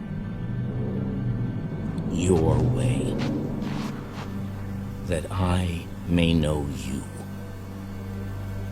and that I may find grace in your sight. And consider that this nation is your people. My presence will go with you, and I will give you rest. If your presence does not go with us, do not bring us up from here, for how then will it be known that your people and I have found grace in your sight, except you go with us? So we shall be separate, your people and I, from all the people who are upon the face of the earth. I will also do this thing that you have spoken, for you have found grace in my sight, and I know you by name. Please, show me your glory. I will make all my goodness pass before you, and I will proclaim the name of the Lord before you. I will be gracious to whom I will be gracious, and I will have compassion on whom I will have compassion. You cannot see my face, for no man shall see me and live. Here is a place by me, and you shall stand on the rock.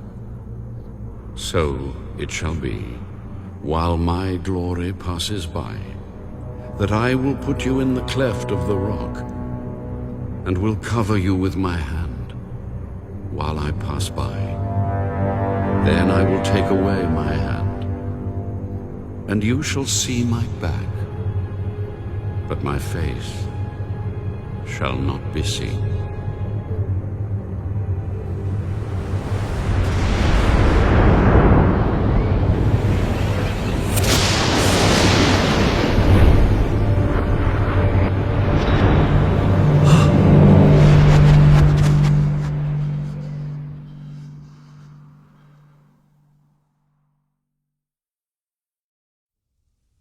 And the Lord said to Moses, Cut 2 tablets of stone like the first ones, and I will write on these tablets the words that were on the first tablets which you broke. So be ready in the morning, and come up in the morning to Mount Sinai, and present yourself to me there on the top of the mountain. And no man shall come up with you, and let no man be seen throughout all the mountain. Let neither flocks nor herds feed before that mountain.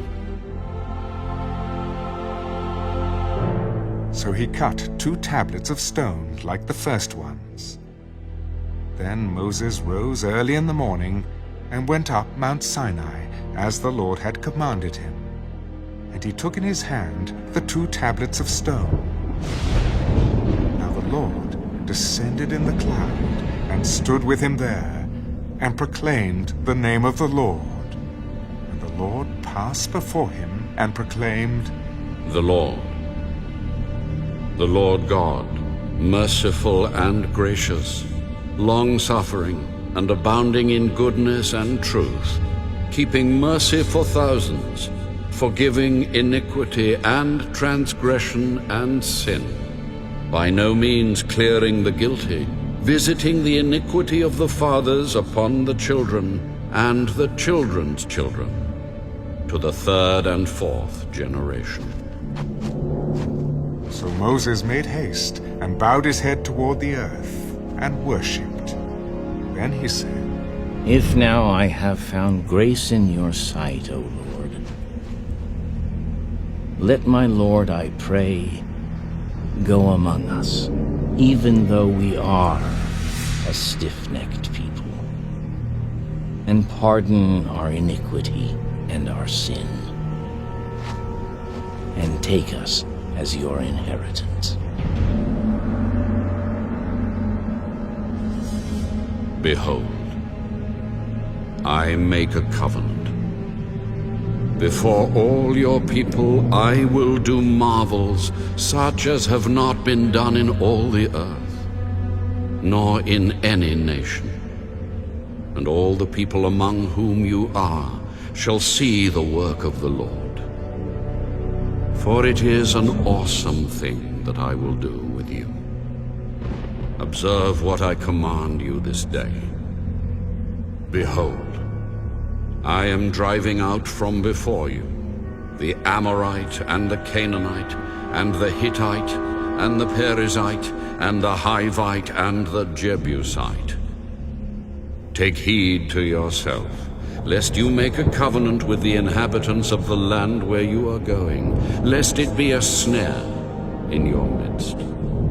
But you shall destroy their altars, break their sacred pillars, and cut down their wooden images, for you shall worship no other God, for the Lord, whose name is jealous, is a jealous God, lest you make a covenant with the inhabitants of the land, and they play the harlot with their gods, and make sacrifice to their gods, and one of them invites you, and you eat of his sacrifice, and you take of his daughters for your sons, and his daughters play the harlot with their gods, and make your sons play the harlot with their gods.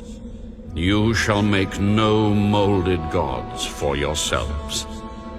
The feast of unleavened bread you shall keep.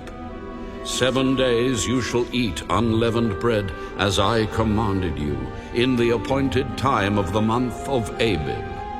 For in the month of Abib you came out from Egypt. All that open the womb are mine, and every male firstborn among your livestock, whether ox or sheep. But the firstborn of a donkey you shall redeem with a lamb. And if you will not redeem him, then you shall break his neck. All the firstborn of your sons you shall redeem, and none shall appear before me empty-handed. 6 days you shall work, but on the 7th day you shall rest.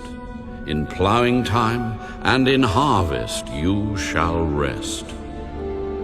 And you shall observe the Feast of Weeks, of the first fruits of wheat harvest, and the Feast of Ingathering at the year's end. 3 times in the year all your men shall appear before the Lord God of Israel. For I will cast out the nations before you, and enlarge your borders. Neither will any man covet your land when you go up to appear before the Lord your God 3 times in the year. You shall not offer the blood of my sacrifice with leaven, nor shall the sacrifice of the feast of the Passover be left until morning. The first of the first fruits of your land you shall bring to the house of the Lord your God. You shall not boil a young goat in its mother's milk. Then the Lord said to Moses, Write these words, for according to the tenor of these words, I have made a covenant with you and with Israel. So he was there with the Lord 40 days and 40 nights. He neither ate bread nor drank water. And he wrote on the tablets the words of the covenant, the 10 Commandments.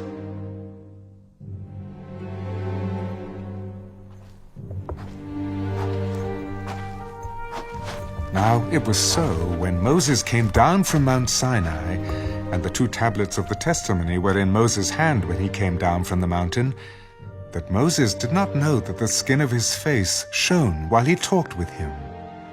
So when Aaron and all the children of Israel saw Moses, behold, the skin of his face shone, and they were afraid to come near him.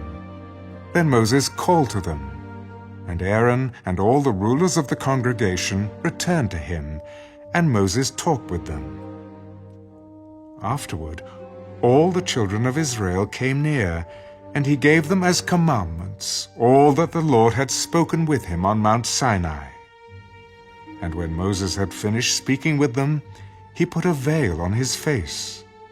But whenever Moses went in before the Lord to speak with him, he would take the veil off until he came out.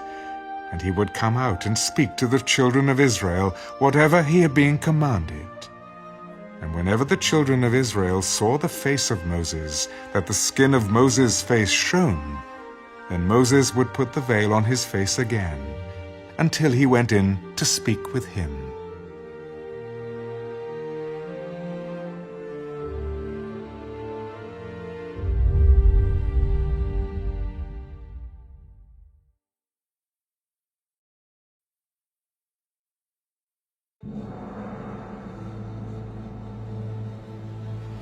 Then Moses gathered all the congregation of the children of Israel together.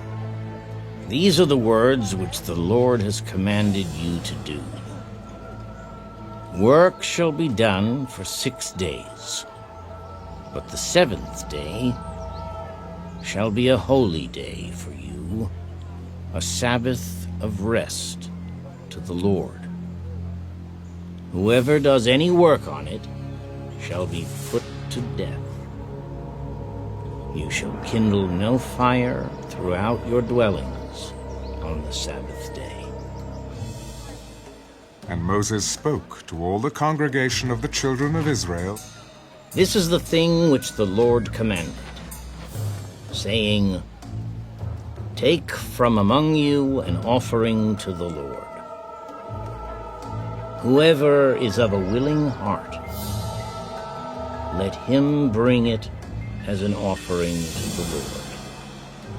Gold, silver, and bronze, blue, purple, and scarlet thread, fine linen and goat's hair, ram skins dyed red, badger skins, and acacia wood, oil for the light, and spices for the anointing oil, and for the sweet incense, onyx stones, and stones to be set in the ephod and in the breastplate.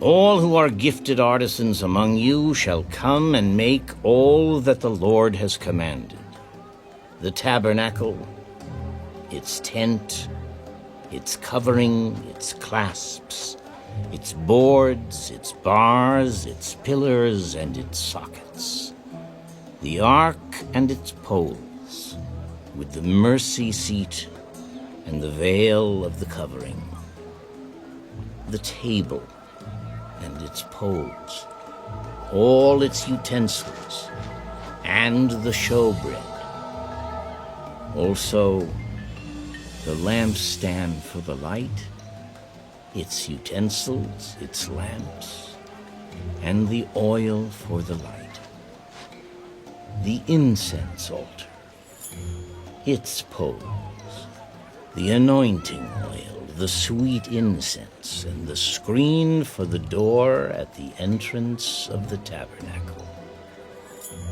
the altar of burnt offering, with its bronze grating, its poles, all its utensils, and the laver and its base, the hangings of the court, its pillars, their sockets, and the screen for the gate of the court, the pegs of the tabernacle, the pegs of the court and their cords, the garments of ministry for ministering in the holy place, the holy garments for Aaron the priest, and the garments of his sons to minister as priests. And all the congregation of the children of Israel departed from the presence of Moses. And everyone came whose heart was stirred, and everyone whose spirit was willing, and they brought the Lord's offering for the work of the tabernacle of meeting, for all its service, and for the holy garments. They came, both men and women, as many as had a willing heart, and brought earrings and nose rings and necklaces, all jewelry of gold. That is, every man who made an offering of gold to the Lord. And every man with whom was found blue, purple, and scarlet thread, fine linen, and goat's hair, red skins of rams, and badger skins, brought them. Everyone who offered an offering of silver or bronze brought the Lord's offering. And everyone with whom was found acacia wood for any work of service brought it. All the women who were gifted artisans spun yarn with their hands, and brought what they had spun, of blue, purple, and scarlet, and fine linen. And all the women whose hearts stirred with wisdom spun yarn of goat's hair. The rulers brought onyx stones, and the stones to be set in the ephod, and in the breastplate, and spices and oil for the light, for the anointing oil, and for the sweet incense. The children of Israel brought a freewill offering to the Lord, all the men and women whose hearts were willing to bring material for all kinds of work which the Lord, by the hand of Moses, had commanded to be done. And Moses said to the children of Israel, See, the Lord has called by name Bezalel, the son of Uri, the son of Hur, of the tribe of Judah. And he has filled him with the Spirit of God, in wisdom and understanding, in knowledge and all manner of workmanship, to design artistic works, to work in gold and silver and bronze, in cutting jewels for setting, in carving wood, and to work in all manner of artistic workmanship. And he has put in his heart the ability to teach. In him and Aholiab, the son of Ahisamach, of the tribe of Dan.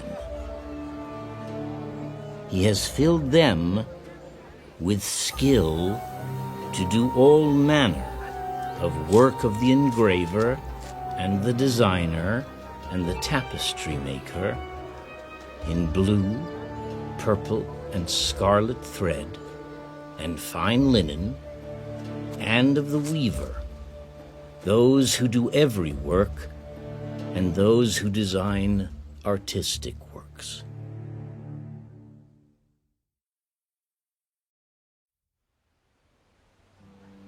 And Bezalel and Aholiab, and every gifted artisan in whom the Lord has put wisdom and understanding, to know how to do all manner of work for the service of the sanctuary, shall do according to all that the Lord has commanded. Then Moses called Bezalel and Aholiab, and every gifted artisan in whose heart the Lord had put wisdom, everyone whose heart was stirred, to come and do the work. And they received from Moses all the offering which the children of Israel had brought for the work of the service of making the sanctuary. So they continued bringing to him freewill offerings every morning. And all the craftsmen who were doing all the work of the sanctuary came, each from the work he was doing, and they spoke to Moses. The people bring much more than enough for the service of the work which the Lord commanded us to do. So Moses gave a commandment, and they caused it to be proclaimed throughout the camp. Let neither man nor woman do any more work for the offering of the sanctuary. And the people were restrained from bringing, for the material they had was sufficient for all the work to be done, indeed, too much.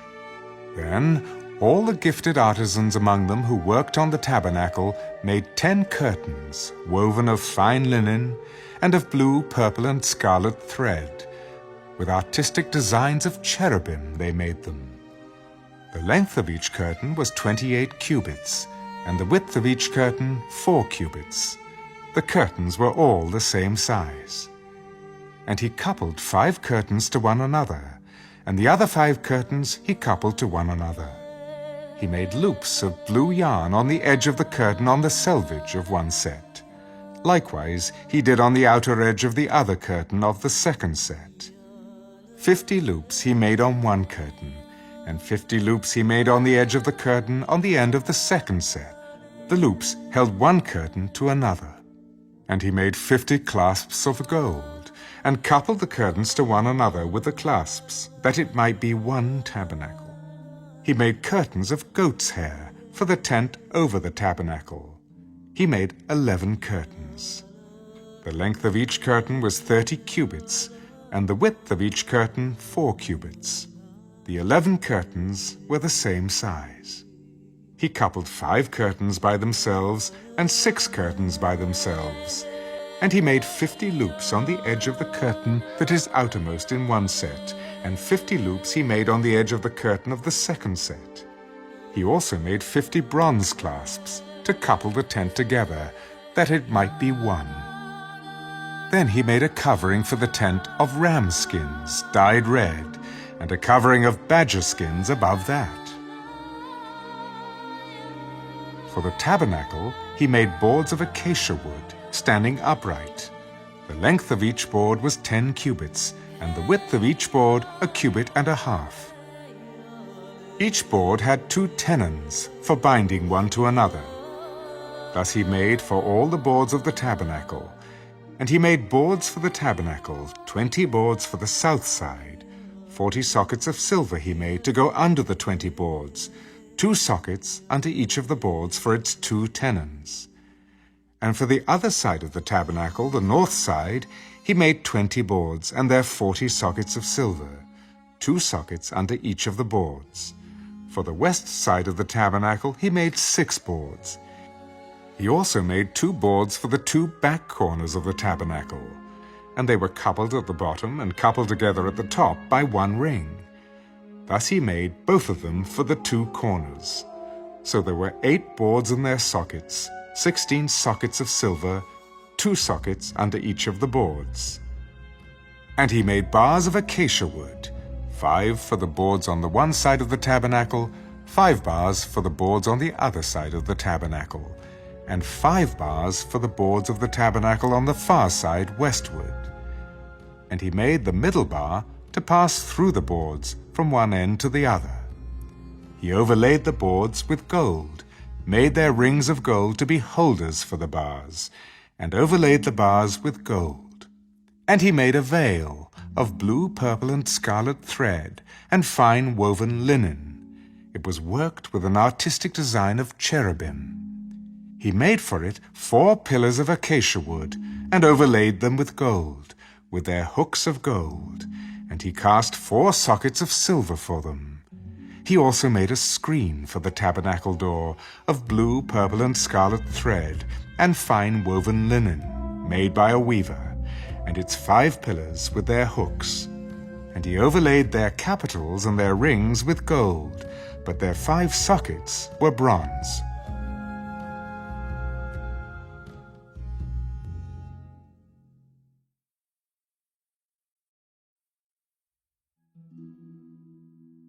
Then Bezalel made the ark of acacia wood. 2.5 cubits was its length, 1.5 cubits its width, and 1.5 cubits its height. He overlaid it with pure gold, inside and outside, and made a molding of gold all around it. And he cast for it 4 rings of gold to be set in its 4 corners, 2 rings on one side and 2 rings on the other side of it. He made poles of acacia wood and overlaid them with gold.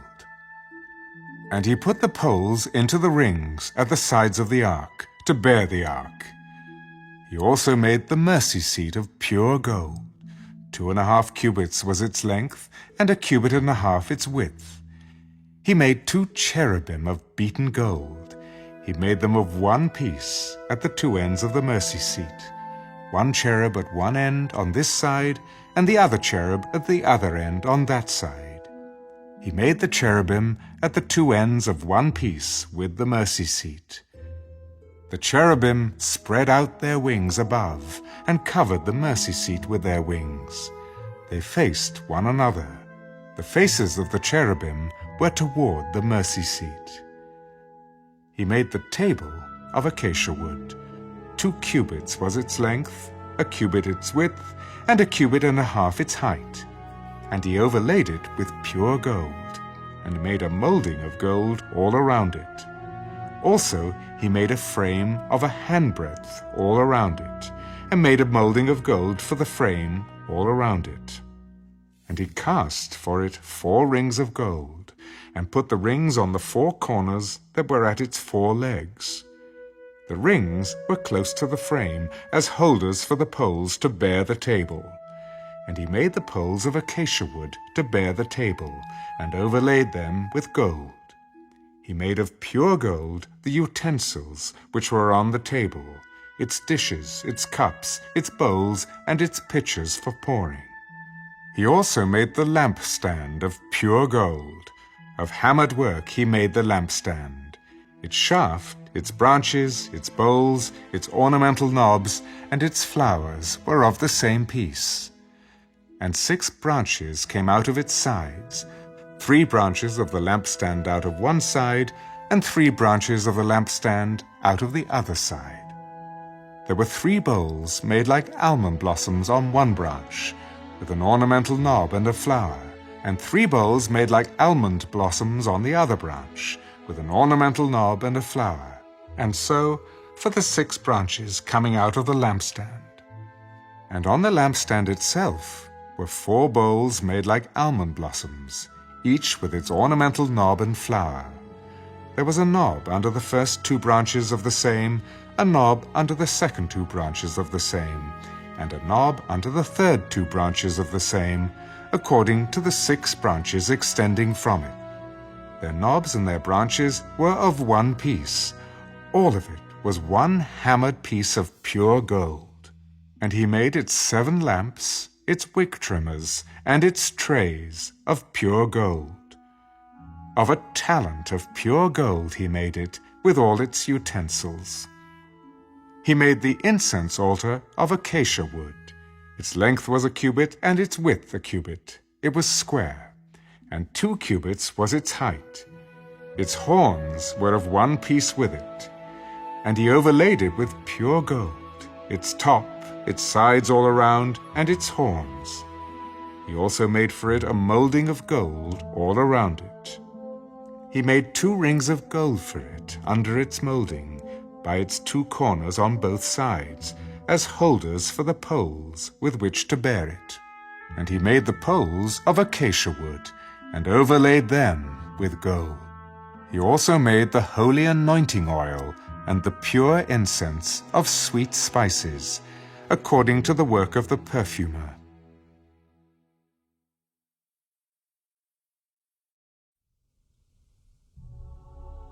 He made the altar of burnt offering of acacia wood.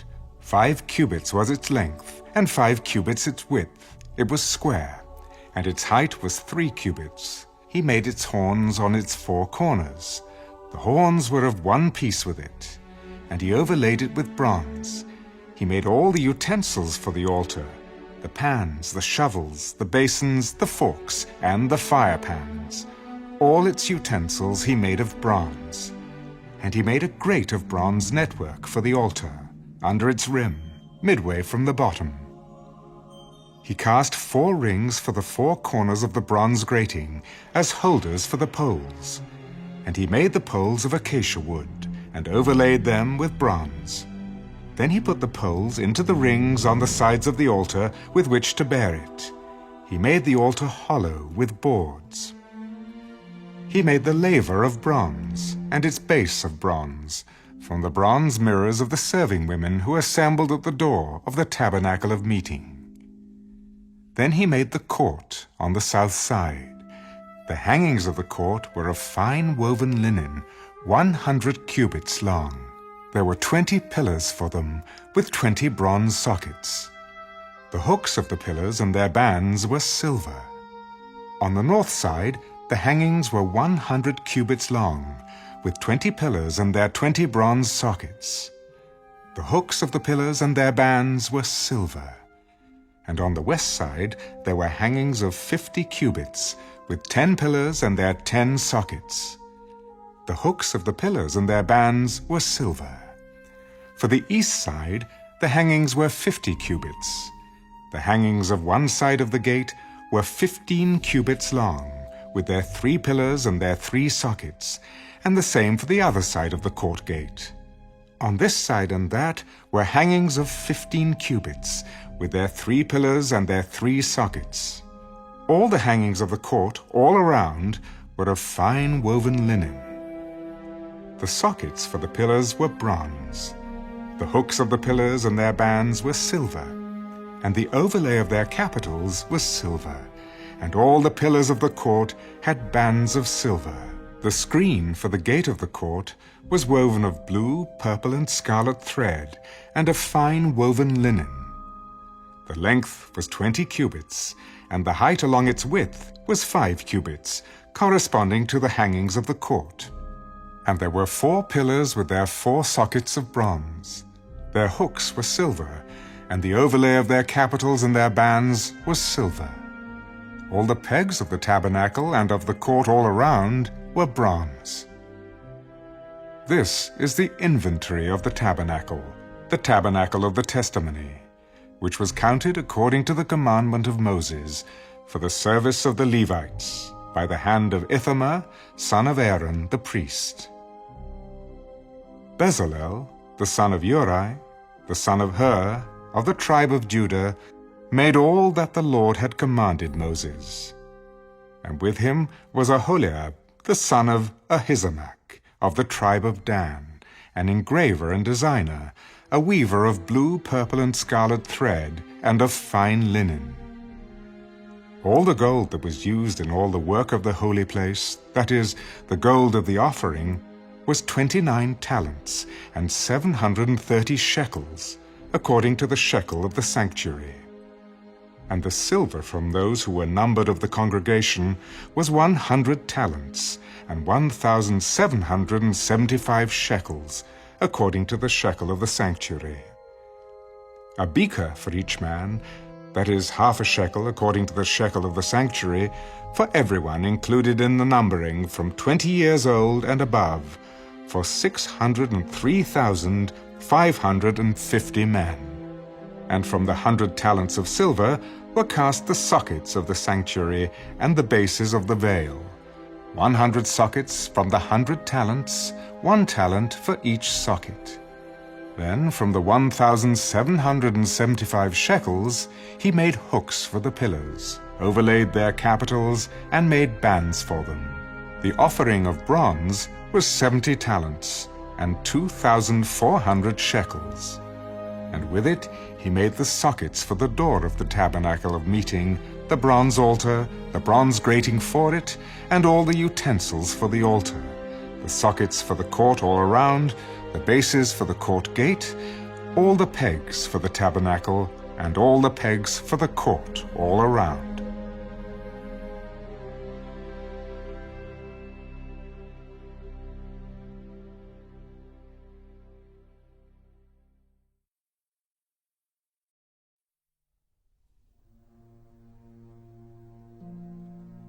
Of the blue, purple, and scarlet thread they made garments of ministry, for ministering in the holy place, and made the holy garments for Aaron, as the Lord had commanded Moses. He made the ephod of gold, blue, purple, and scarlet thread, and of fine woven linen. And they beat the gold into thin sheets, and cut it into threads, to work it in with the blue, purple, and scarlet thread and the fine linen into artistic designs. They made shoulder straps for it to couple it together. It was coupled together at its 2 edges. And the intricately woven band of his ephod that was on it was of the same workmanship, woven of gold, blue, purple, and scarlet thread, and of fine woven linen, as the Lord had commanded Moses. And they set onyx stones enclosed in settings of gold. They were engraved, as signets are engraved, with the names of the sons of Israel. He put them on the shoulders of the ephod as memorial stones for the sons of Israel, as the Lord had commanded Moses.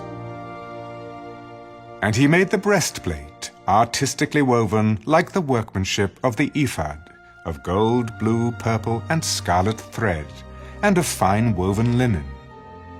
They made the breastplate square by doubling it.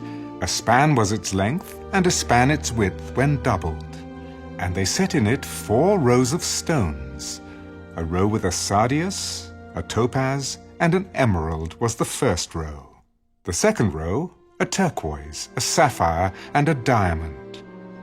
The third row, a jacinth, an agate, and an amethyst.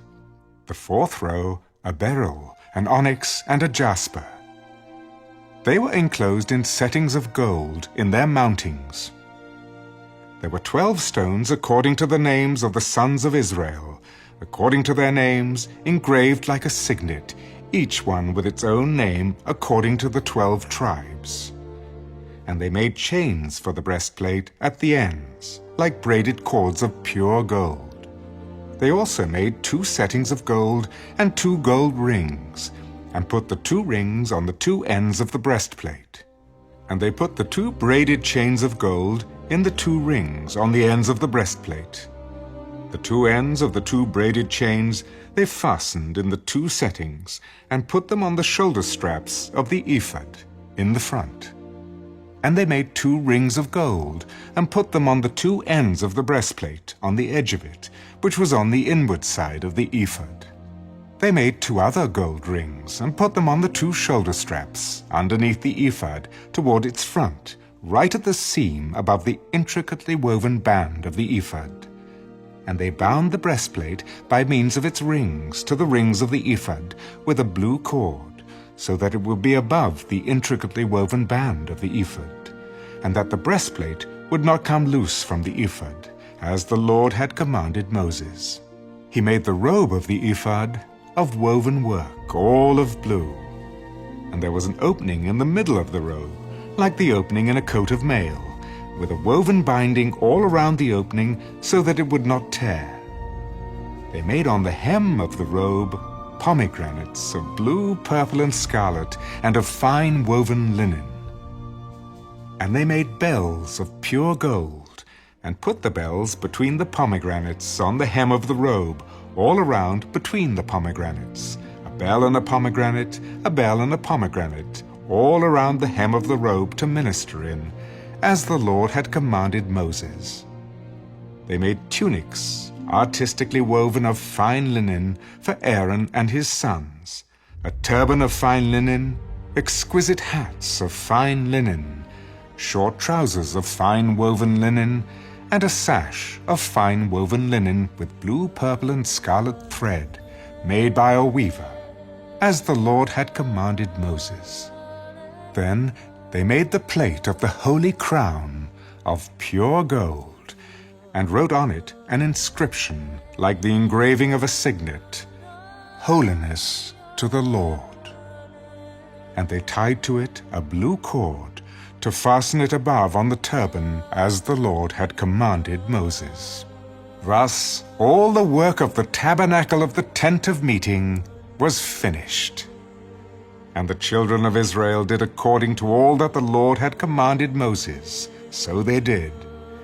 And they brought the tabernacle to Moses, the tent and all its furnishings, its clasps, its boards, its bars, its pillars, and its sockets, the covering of ram skins dyed red, the covering of badger skins, and the veil of the covering, the ark of the testimony with its poles, and the mercy seat, the table, all its utensils, and the showbread, the pure gold lampstand with its lamps, the lamps set in order, all its utensils, and the oil for light, the gold altar, the anointing oil, and the sweet incense, the screen for the tabernacle door, the bronze altar, its grate of bronze, its poles, and all its utensils, the laver with its base, the hangings of the court, its pillars and its sockets, the screen for the court gate, its cords and its pegs, all the utensils for the service of the tabernacle,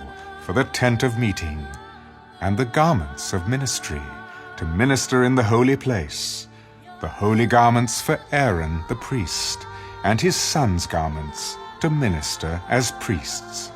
According to all that the Lord had commanded Moses, so the children of Israel did all the work. Then Moses looked over all the work, and indeed they had done it, as the Lord had commanded, just so they had done it. And Moses blessed them.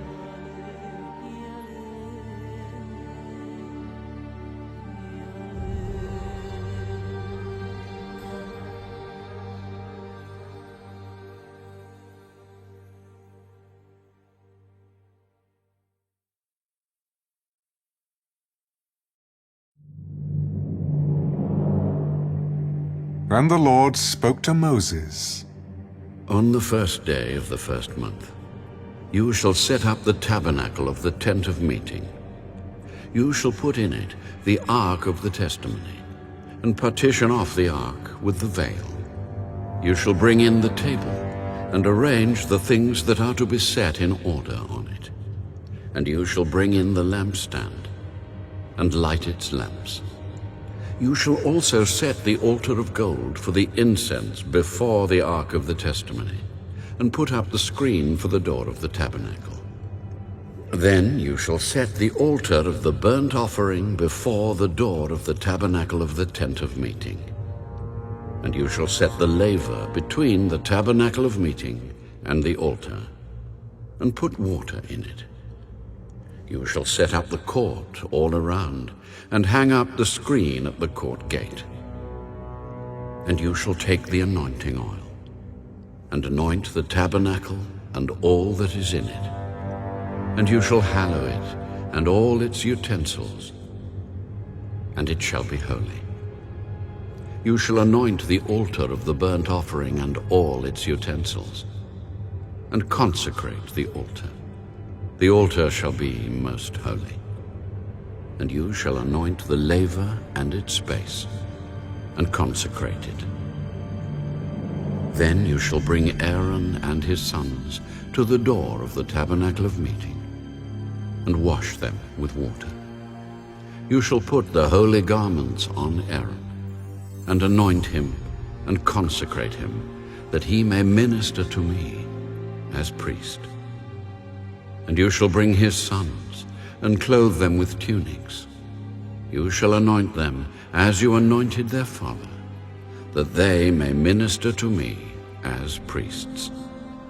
For their anointing shall surely be an everlasting priesthood throughout their generations. Thus Moses did, according to all that the Lord had commanded him, so he did. And it came to pass, in the first month of the second year, on the first day of the month, that the tabernacle was raised up. So Moses raised up the tabernacle, fastened its sockets, set up its boards, put in its bars, and raised up its pillars. And he spread out the tent over the tabernacle, and put the covering of the tent on top of it, as the Lord had commanded Moses. He took the testimony and put it into the ark, inserted the poles through the rings of the ark, and put the mercy seat on top of the ark. And he brought the ark into the tabernacle, hung up the veil of the covering, and partitioned off the ark of the testimony, as the Lord had commanded Moses. He put the table in the tabernacle of meeting on the north side of the tabernacle outside the veil, and he set the bread in order upon it before the Lord, as the Lord had commanded Moses. He put the lampstand in the tabernacle of meeting, across from the table, on the south side of the tabernacle, and he lit the lamps before the Lord, as the Lord had commanded Moses. He put the gold altar in the tabernacle of meeting in front of the veil, and he burned sweet incense on it, as the Lord had commanded Moses. He hung up the screen at the door of the tabernacle, and he put the altar of burnt offering before the door of the tabernacle of the tent of meeting, and offered upon it the burnt offering and the grain offering, as the Lord had commanded Moses. He set the laver between the tabernacle of meeting and the altar, and put water there for washing. And Moses, Aaron, and his sons would wash their hands and their feet with water from it. Whenever they went into the tabernacle of meeting, and when they came near the altar, they washed, as the Lord had commanded Moses. And he raised up the court all around the tabernacle and the altar, and hung up the screen of the court gate. So Moses finished the work. Then the cloud covered the tabernacle of meeting, and the glory of the Lord filled the tabernacle. And Moses was not able to enter the tabernacle of meeting, because the cloud rested above it, and the glory of the Lord filled the tabernacle. Whenever the cloud was taken up from above the tabernacle, the children of Israel would go onward in all their journeys. But if the cloud was not taken up, then they did not journey till the day that it was taken up. For the cloud of the Lord was above the tabernacle by day, and fire was over it by night, in the sight of all the house of Israel, throughout all their journeys.